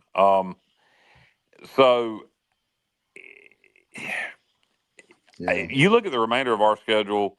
I hope somebody gets them some. Maybe my boys from Hattiesburg. If we're in the position to do that, there's a lot of ifs and buts and fruits and nuts between now and then. But if we're in that position, hopefully Southern Miss and my buddies down in Hattiesburg will take care of it for us. But we got a lot of business to take care of before we can have that discussion. Yeah, we have overwhelming odds against us, Kyle. I agree. But if it gets there, even if it doesn't work out, what a fun ride. Oh, absolutely. Yeah. Hell yeah. Yeah, no doubt about it. Stevie, is there a football game on tonight? Wow. Well, one team has decided there was a football game. The other one, no. Wow. Speaking of big games, we'll get back to the Charlotte game, talk about that a little more. But quickly, baseball. Trey Savage and the boys bowed out last night in the World Series. Hell of a game. Man. Felt bad for the Jays. The whole series was like that. Yeah, there was a play that the Dodgers outfielder made, and I guess it was the 10th maybe. He jumped over a player to make a catch. Yes. That guy the left fielder would not have made that play. No. So the center fielder, I think it was left of center. It was The fielder, yes. Pages, or however you pronounce his name, is Pages. I think it's Pages, and it was Kike Hernandez that was not going to catch that ball. And here's the funny thing: they just put him in at the top of that inning for defense. Yes, Dave Roberts deserves major kudos with the position he had. But hey, Trey Savage, one hell of a run along, and also Jeff Hoffman. You can't go into Game 7. Nobody gave Toronto a chance to win. It was just Dodgers, and they did win it, but they had to fight like hell to win it. They didn't have a 4 or 5 game series. They had a monstrous game on Monday night that I got like hardly any sleep. I fell asleep in the 16th, and then last night goes to extra innings. So they earned it. They definitely earned it. It was not a cakewalk. No, I think Toronto outscored them for the whole series. I mean, Toronto played really, really well. I mean, it just came down to 1 or 2 plays, and that outfield play, Kyle, that was a huge decider. Hey, well, that play at home. Go ahead. That play at home, and it was just like a toe away from being walk off for Toronto in that game. Yeah, and I wasn't sure it wasn't. Throw Kenny Curling's comment up there. He says they lost by a cleat, Stevie. Yep, that was what I'm talking about. Yep, they did. Yep. And they did. I mean, literally, I had to go back and watch that play 15 times because I wanted to make sure, the catcher's foot came off the plate. Off the plate, yeah. And right when he was sliding in, the runner was sliding into home, he got it back on by a millisecond. Yeah. It was. I first thought I agree with you 1,000%, Matt. I first thought that it was a bad call, and then his foot was barely there before. It was just wow. I mean, it was so true. The whole series was dramatic. Do y'all think if they'd have called him safe that they would have reversed the call? Yeah, it would have been reversed. It was. You think so? I bet not. I bet in Toronto, as close as that was, I bet they would have. Man, could you imagine if they reversed that call in Toronto? Oh my God, the people were rioted. And that wasn't Will Smith's first controversial play at the plate. Yeah, you got to think back to when he slapped Chris Rock. He kept making plays. Not to mention he hit the go-ahead home run. Who won the MVP? I don't even know because I turned it off. Not Otani, but other Asian pitcher. Oh yeah, because he started Game 6. Look at you, Stevie. Well, I can't remember his name. Yamamoto or something. I don't know. Are you Chinese or Japanese? No, Dave Roberts is Japanese American, and now he's got 3 of the best players. They're all Japanese. So I think Yamamoto. I mean, he pitched the entire Game 6, and then complete game. Yeah, and then the he Dodgers threw roster 40 sounds like a main event. Yesterday. The Dodgers roster sounds like a main event in AEW. Wow. I know Stevie would like that. I did. I don't watch it. By the way, Kendall asked a great question here. Kendall Windham. Yeah, exactly. Any thoughts on basketball? Got any money? Counterfeit. Go ahead with the question. Any thoughts on basketball? Well, women start tomorrow night, and then the men have a game on Tuesday night.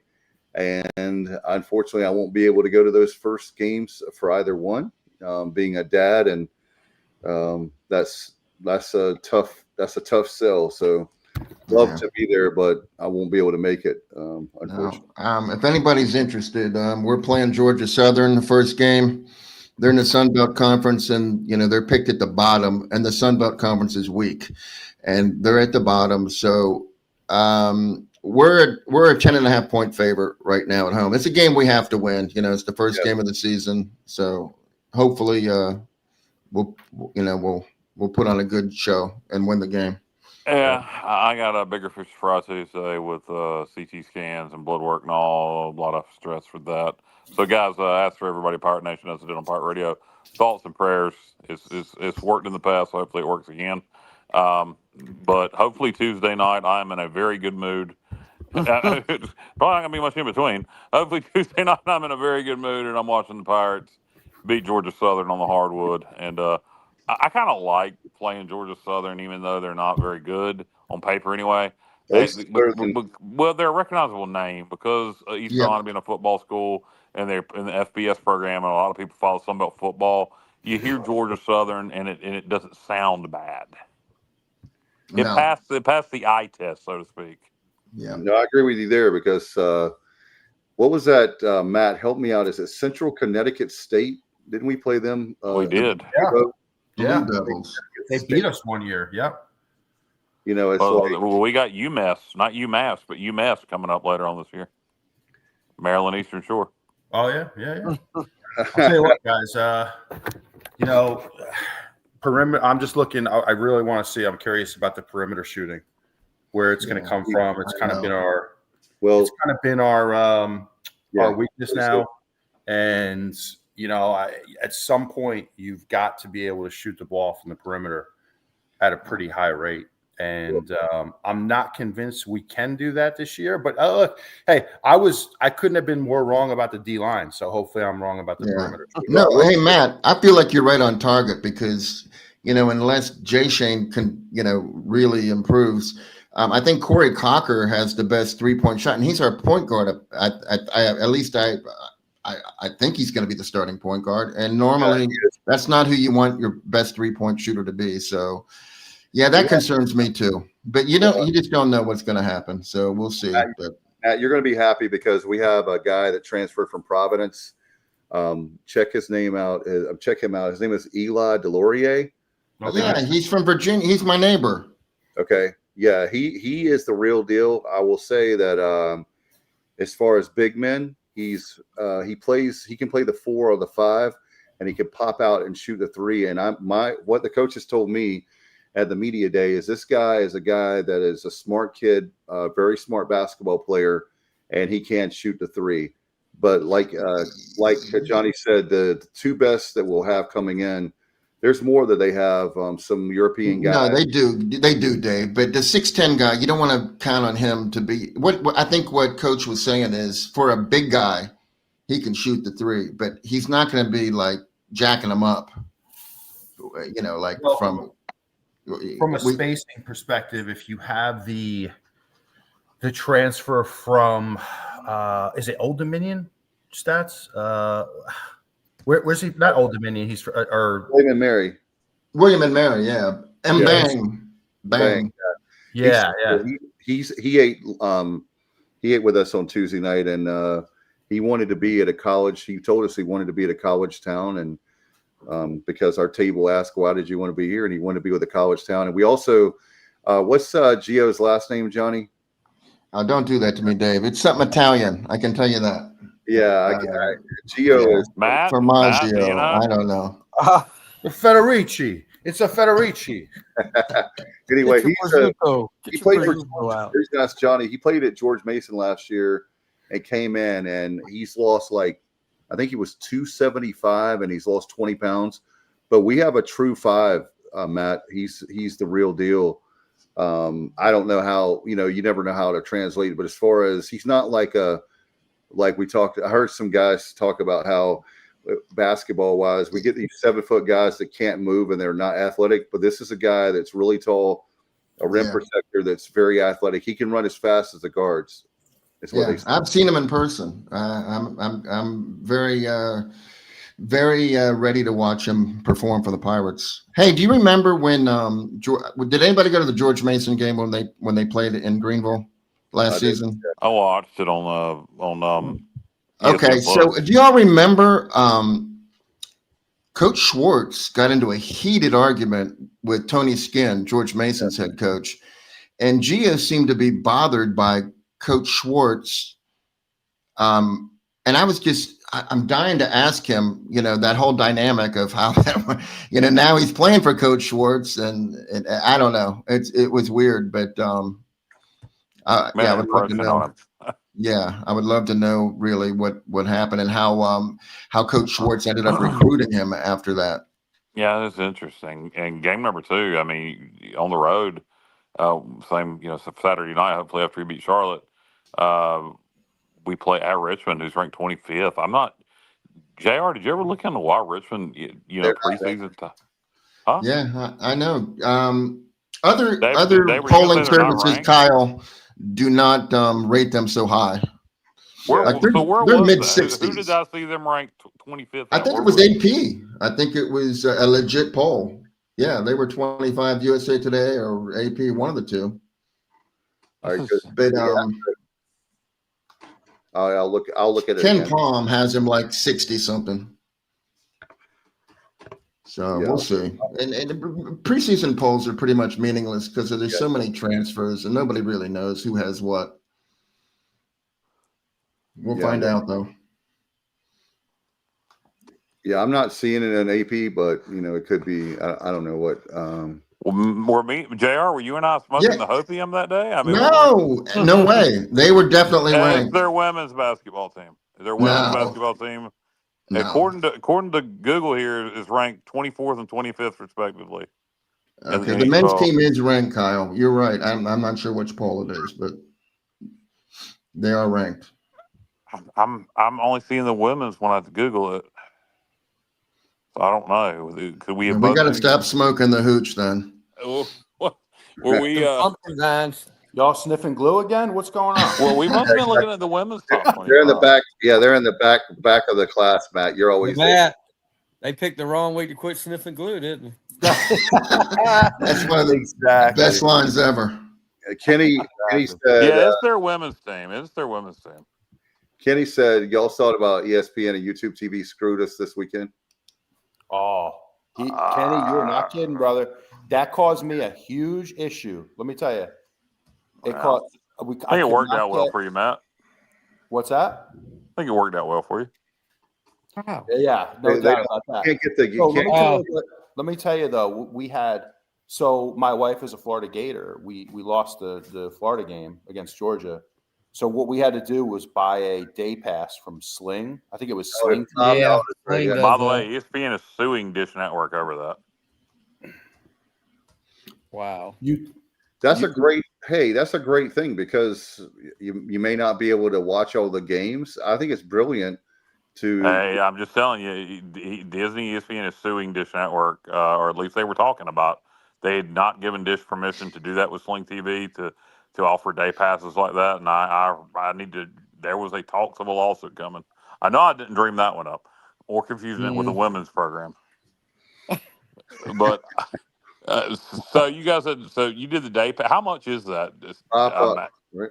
Yeah, it was minimal. I think it was like $7 or $8 when it all said and done. But it's just kind of the point of it that it's annoying, it's an inconvenience, and with a lot of those things, like if you do a trial or a day pass, you have to remember to go in the next day and stop. Yeah, and you don't. Otherwise you look 6 months later and you have $150 of charges coming in for stuff you don't even know what the hell it is. I never watch anything except the only reason I haven't done this is because of CBS Sports Network. But the only thing I ever watch is sports, and Jessica likes watching old TV shows like stuff on TV Land, Antenna TV, etc.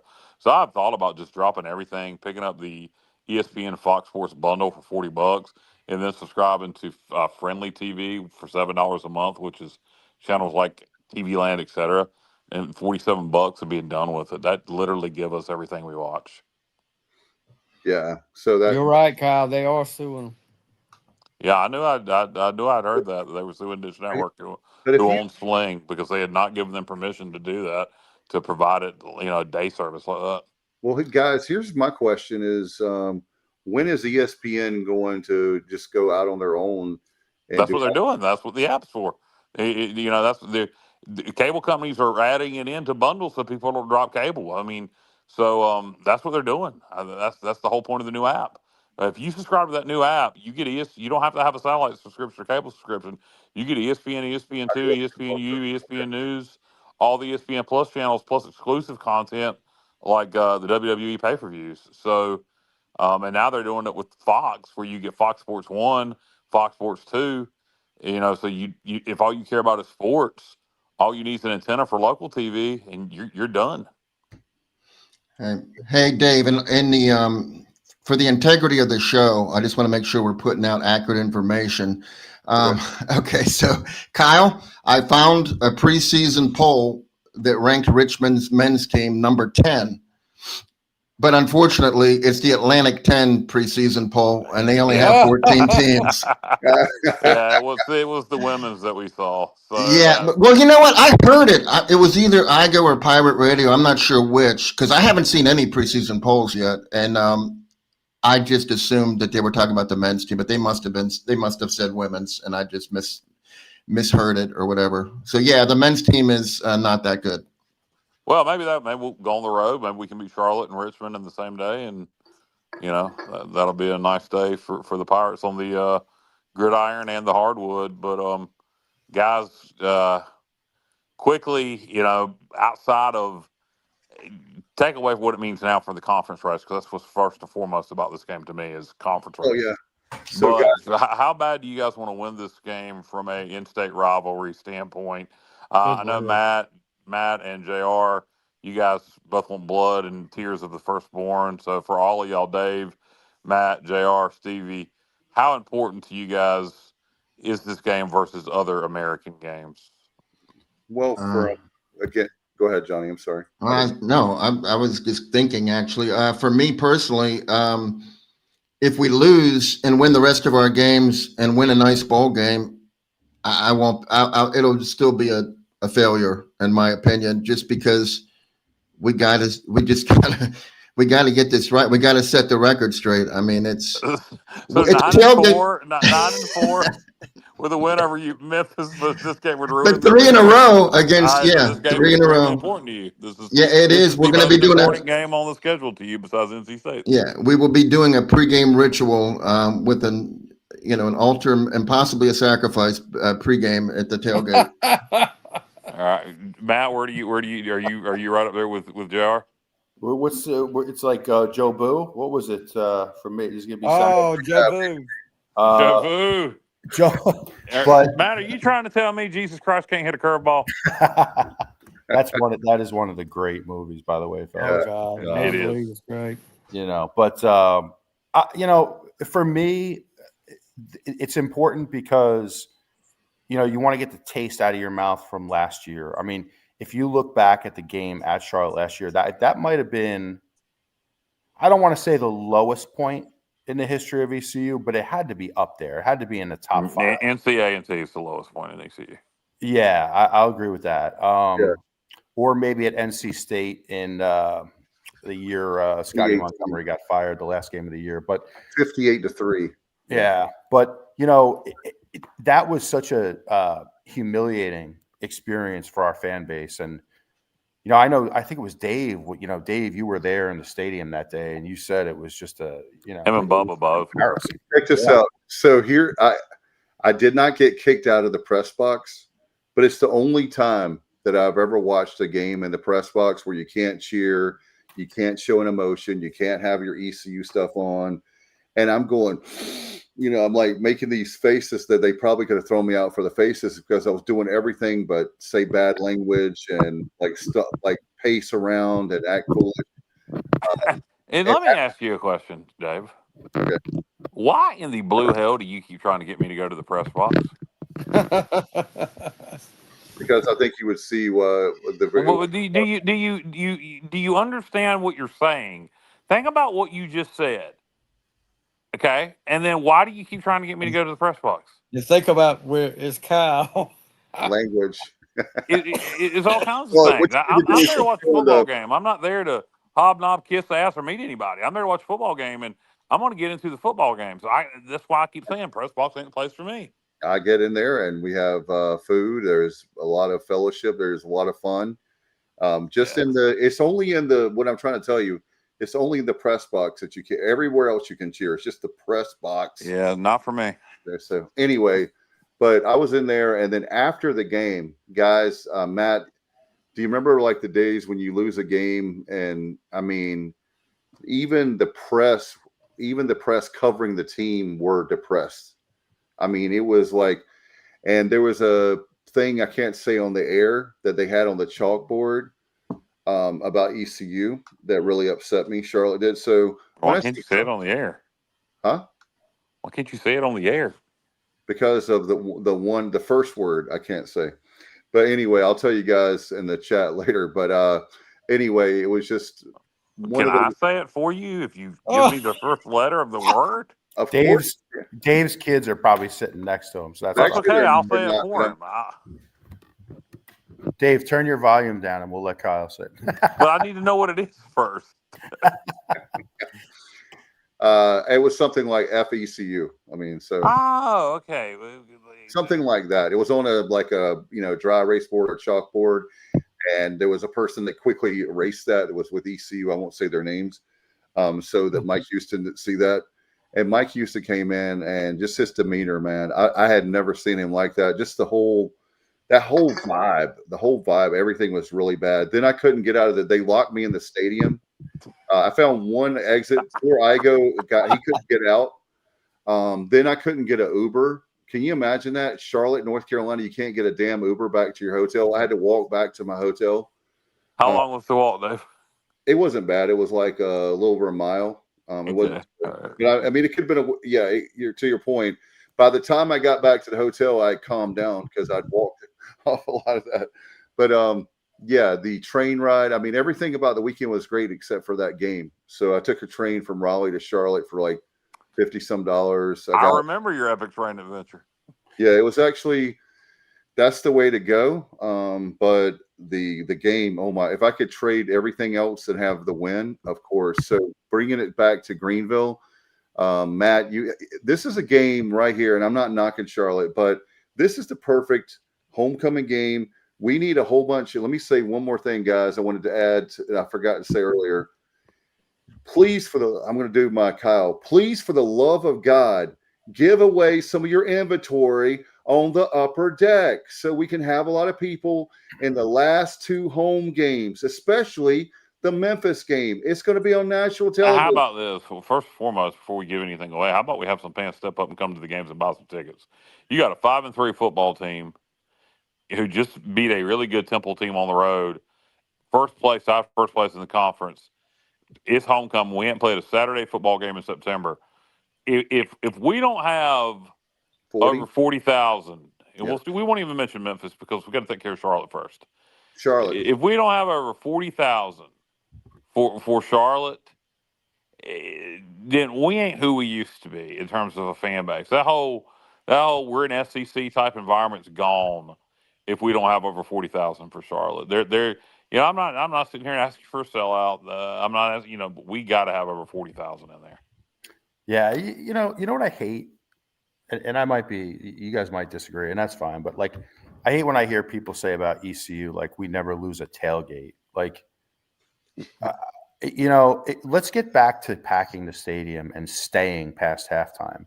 Like, I know the tailgate's fun. I know that's fun, and maybe that's more important to some people. But I think for the vast majority of us, get your ass in the stadium and stay. Yeah, most people that just go to tailgate suck.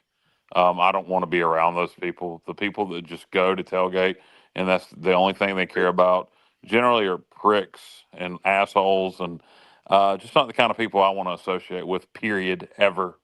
So, yeah, I'm not a fan of them. Yeah. So anyway, we need to have that Are you place. sure about that, Kyle? Yeah, I can. You want me to Are you name sure? specific? You want me to name specific names? I mean, I just want to make I'll sure. do it. I'll do it, Matt. I'll name specific names. Just give me one. I'll do it off the air, my friend. I know. I'm kidding, Kyle. Josh says, I disagree. I'm undefeated in tailgating. So. But you go into the games, Josh. I mean, I know you like to drink, but you love the games, or you wouldn't be just sitting here. So you're not the problem. The people we're talking about are the people that don't want to go in the stadium, that tailgate. The only reason they're there is to tailgate, and they don't go into the game, or they go out at halftime when it's still a close ball game. Even if we're losing big or winning big, you should still be there. Sometimes you have commitments and other things, but stay till the fourth. Look, if we're winning big, and you wanna leave at the start of the fourth and go ahead and start your tailgate again, sure, go ahead. But to leave at halftime is ridiculous. I don't have a problem with that. As a matter of fact, like I said, let's give away. There might be. Let's say there's 40-some thousand there, right? Why can't you give Josh? You come in and tailgate, right? You ask if he was a freaking an asshole. You come in from the tailgate. You watch the game. I'm talking about people that go just to tailgate. And that was a personal shot at somebody more so than anything, just so y'all know. That was a direct shot at somebody, and I hope it gets back to them. But when I said that was a direct shot at somebody, Josh, to be honest with you. But you come into the games, my friend, don't you? I mean, you're not just JR, you know Josh pretty well. Does he come into the games? Yeah, he was at the bowl game too. He was at the. I know. I met Josh. I know who Josh is. That's what I'm saying. I'm saying I'm adding to your point. He was at the bowl game with us. No, he's not there just to tailgate. He loves to. There's nothing wrong with loving to tailgate. I'm talking about the people that don't come into the games. Yeah, That's exactly what I'm talking about as well. It's great. Look, I love a tailgate. I'm not saying that, but I'm there mostly for to get into the game and watch the game. Right. And there's times you can tailgate before. And if you want to go out at halftime and tailgate, bring your tail back in. And then guess what? You can tailgate afterwards. In fact, hopefully at some point, our university will do a weekend where you can get a weekend pass, like I've talked about many times, as a way for another revenue stream for us. Matt, I think I've told you guys this before, and Kyle and Johnny and Steve, if you don't remember, but Alabama, if they have a Saturday football game, the students don't have class on Friday, and they get the hell out of there at Thursday night. And then you have your guys that with the RVs, you want to camp, you want to tailgate the whole weekend. They tailgate from literally Thursday night to all the way to Sunday at lunchtime. So that way you get more money. Hey, we'll give you a tailgate on steroids. You watch the game, you can come out and camp afterwards, tailgate the whole time, and you have to leave it like Sunday at 10 or 11 in the morning. I don't know what the fee would be. I don't know. I think what's happened is we lost so long that people got used to doing that, and now they've kept on doing it. And I think that's and the Thursday night games hadn't helped. This will be a good test. 3 p.m. on a Saturday for homecoming. You know, hopefully it's not a real close game, so that's why everybody's staying. But this should be a good test in terms of our fan base should be fired up for this game. We should be. We're going to be bowl eligible. We win. That's another thing that has even. Yeah, it's been brought up by some comments, but we haven't even talked about that. You know, that's an afterthought. We're this is an in-state rival. First and foremost, in my mind, it's another game in conference that we have to win to try to win a conference championship. Second, it's an in-state rival, and then third, this is for bowl eligibility. I mean, I mean, it wasn't very long ago. We would have done anything just to get bowl eligible. Hell, last year, we were excited just to get bowl eligible. So this is a big game for every reason you can think of. This, and it's homecoming, and has it been confirmed, guys? Are we wearing the 91 helmets? I believe so. You believe so? Okay. Yeah, because Steve Igo made a comment that he did see the helmets for homecoming, and he feels like the fans will approve, and it's very trying to think of the exact term he used. Retro, I guess. Yeah, something to that effect. So, I mean, that leads me to one conclusion: Peach Bowl. Or it could be another modern throwback, like a design that pays on. Yeah, no, I think that's because that's been said by other people. I feel like that's what we're going to see. You think it's going to be the 91 helmet? Okay. Yeah. So that 91 through Matt, your early tenure here, you were still wearing that helmet. Well, most of your tenure here, you wore that helmet. Yeah, my whole time. Yeah, time. 97 we switched to the new helmet. 97 was the new helmet. No, I had that the whole time. Are you sure? I swear 97, or was it 98? I think it was 98. I think it was the year after I left. They switched to it. It was a little different. Oh, it was majorly different. It was ECU with a sword under it, and originally, like I said, FCU. I thought that was 97, but you could be right. That could have been 98. I'll take your word that you knew what you were playing in that. He didn't get concussed many times. He's like, "Where am I? What helmet am I wearing?" So yeah, that's all the way from what is that 88 through 97. We use those helmets. 10-year, yeah. It's basically like, if you think about it, that a lot of that the glory days. I mean, you're talking 91, 94, 95, 96. So then I think it was called the Flying ECU design. What if it's something different though, Matt, or anybody, JR? What if it's PD on it, like the old school marching PD on the side of the helmet? I think that'd look pretty dope. I think that would look cool. I don't have it. I used to hate it. Wrong with that. I used to hate the PD when I was like in school, but now it's so retro. I love it, man. I tell you what, if they put that PD at midfield to go along with those old school helmets, I'd pop, man. I'm telling you, Stevie, what do you think? The old school PD at midfield to go along with the 91 helmets? All right, Stevie, thank you. He's watching regular football. Yeah. Matt, what do you like to see the old school PD at midfield, or do you give it down? Oh no, what did you say, Kyle? I'm sorry, I thought my mic was muted. What'd you say? I thought my mic was muted. My mic was muted. I was talking. I thought you were listening to Kiss. Destroy rock and roll all night. I said, if they use the 91 helmets, got to have the old school PD at midfield. Of course, I'd be okay with that. Yeah, Stevie just gave us that was the cue that we've been on the air for 2 hours, and time to go. Right, we're losing focus. Are we losing focus, Stevie? Could be. Stevie, are you a Temple football player? Brother. I'm with you. Yeah, I'm a Temple football player. I'm watching this game. I didn't know the government shutdown went all the way to the Washington football team as well. That's what they look like right now. I'll tell you one thing. What I'm hurt about is, guys, they brought back the Super Bowl era jerseys, thank God, and we're playing not like Super Bowl champions. Let's just say that. So Sam Darnold right now, first half stats: 16 for 16, 282 yards, and 4 touchdowns. Yeah, but other than that, what has he done?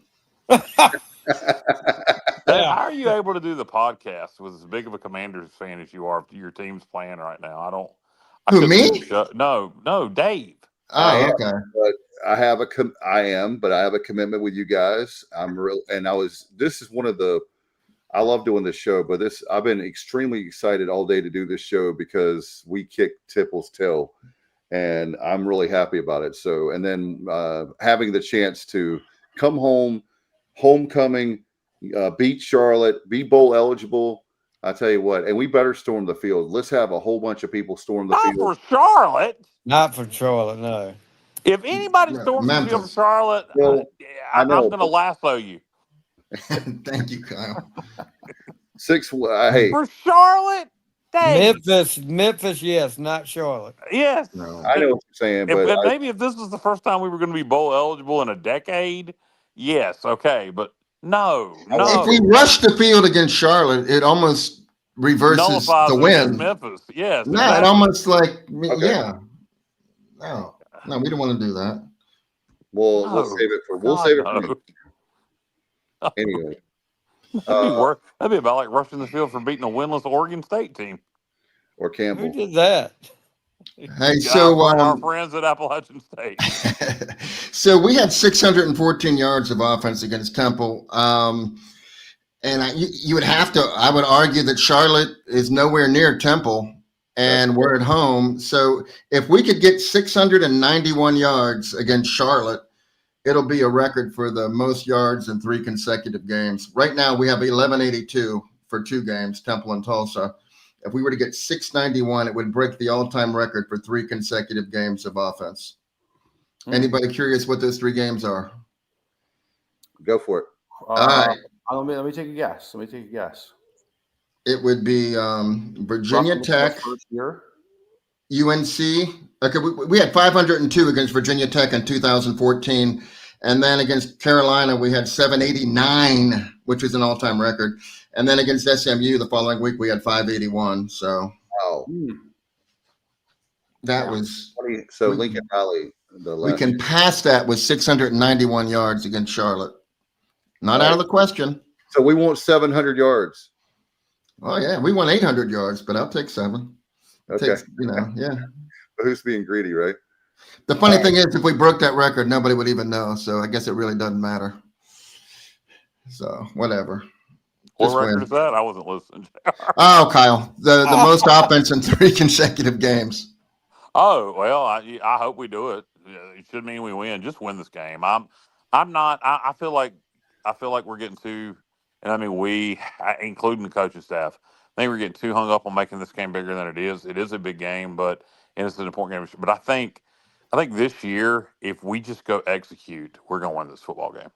Yeah, they are really. We are way more talented, and that's another thing is, Kyle, I agree that I think the coaching staff, Matt, the coaching staff doesn't want like a 1999 where you're David Garrard and you go down to UAB. And speaking of November, I think it was like November 14th. But that game always haunts me because we should have beat them that year and we didn't, and that was a trap game. I don't even think that's Blake's thinking. I think he's just thinking of what's happened the last couple of years, how Charlotte's embarrassed us, how that, for all intents and purposes, cost Mike Houston his job, and how important this guy. I think whether we were in a position to win a conference championship or not, or whether we beat Temple or not, I think his approach to this game would be the same. Craig. Well, football will always be the same, guys. It's look, like you have to approach it one play at a time, one quarter. Did you see Craig's comment? Yeah, Craig's made a couple of jokes tonight. I like that one better than his early one. Let's see it. Throw it up. Yeah. That's better than his early one.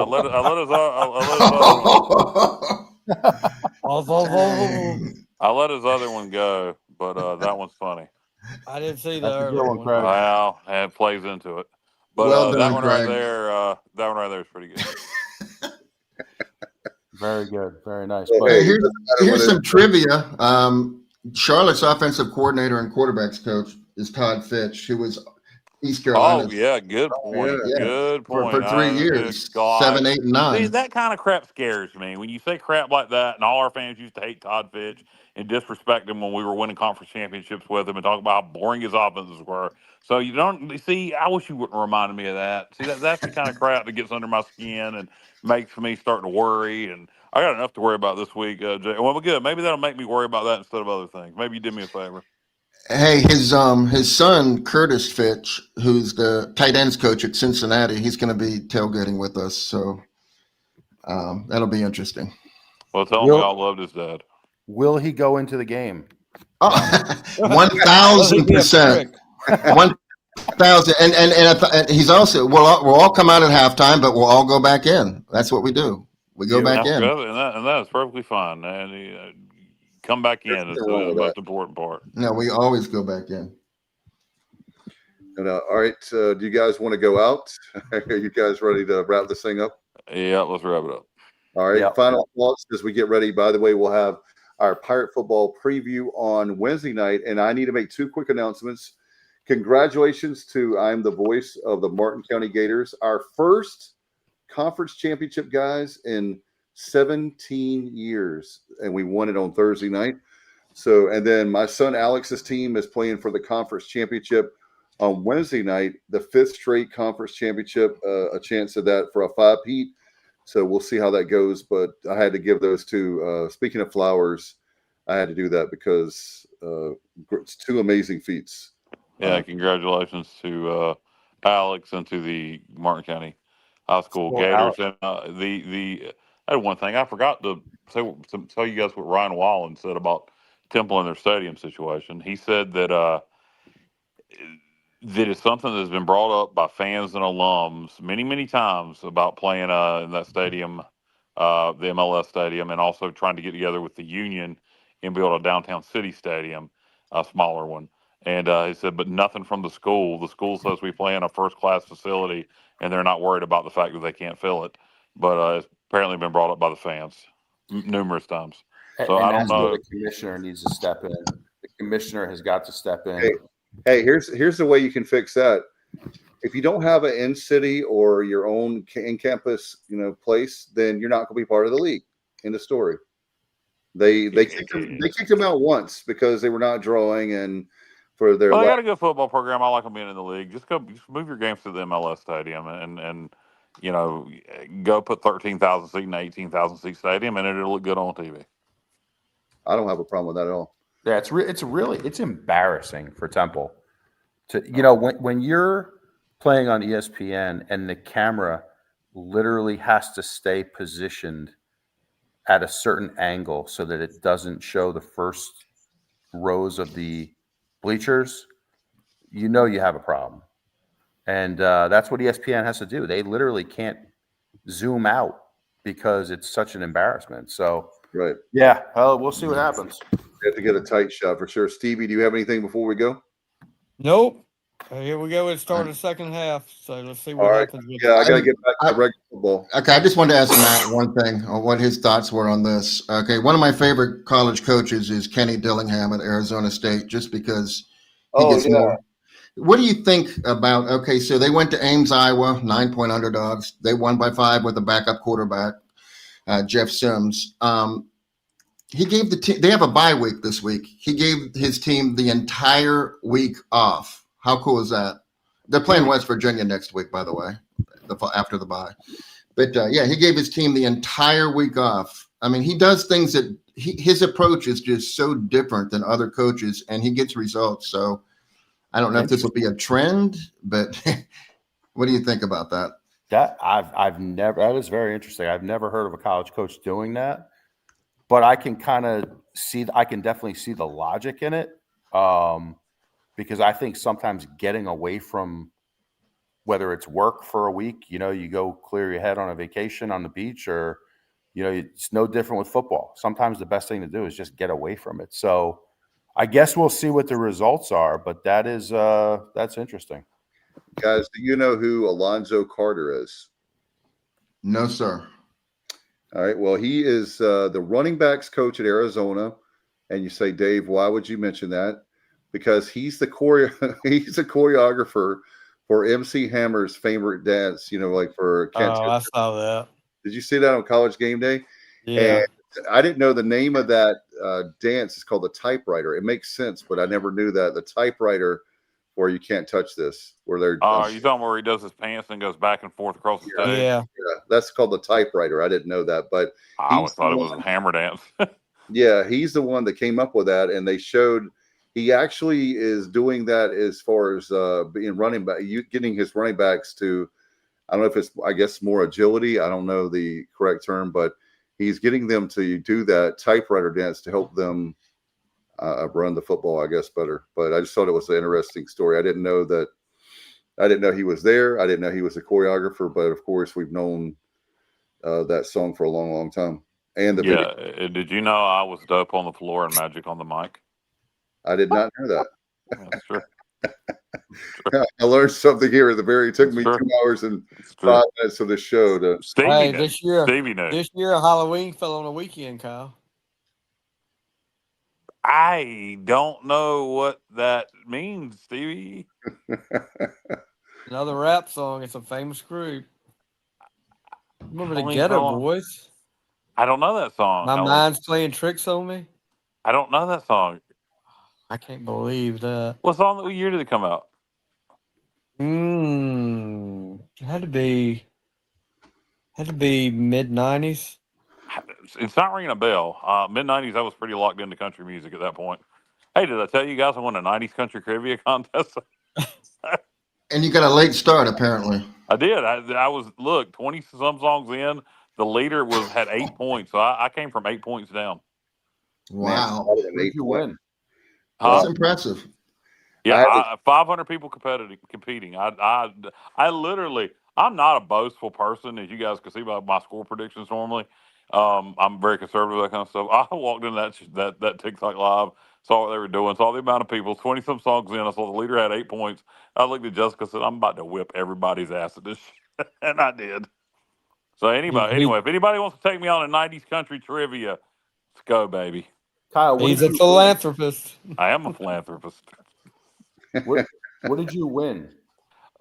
Bragging rights. Wow. Yeah, when I got to the end of it and there was no prize, I was like, what the hell? Jeez, they couldn't even give you like a gift card to Dunkin' Donuts or something. I think you should have got a belt. That's what they should have given you. A buckle. Yeah, there you go. Yeah, for country music, absolutely. And by the way, guys, we had a guy. One of my coworkers said that he stumbled across it on YouTube last week, and he found us when we were talking about soft drinks. He said he was laughing really hard at us talking about soft drinks on our show. So yeah, well, sometimes off-topic discussions, not when we're 2.5 hours in, but sometimes off-topic discussions like that, and like what we were just doing, are fun. Once we've talked about all the football, we got time for it. It makes for a great banner sometimes, and some of my favorite shows we've ever done back when it was me, you, and Bubba, and Matt was some of like our Christmas special episodes. Stuff like that. Boy, with the guy from the Christmas Story. Yes, that's one of them. Yeah, that was a great episode. That was great. Yeah, no doubt. We'll have to do that again this year because that is always a fun show. Yeah, it is. Yeah, we got more players on the team now, so more opinions, more tradition for sure. All right, we'll be here on Wednesday night, guys. 8:30 is I should be home by. The game is at 6:00, and I'm close by, so I should be by that point. But hopefully, I'm talking about a conference championship for my son's team. We'll get out of here. Enjoyed you guys with the Pirate Football Playback, and we'll see you next time. And as always, go Pirates.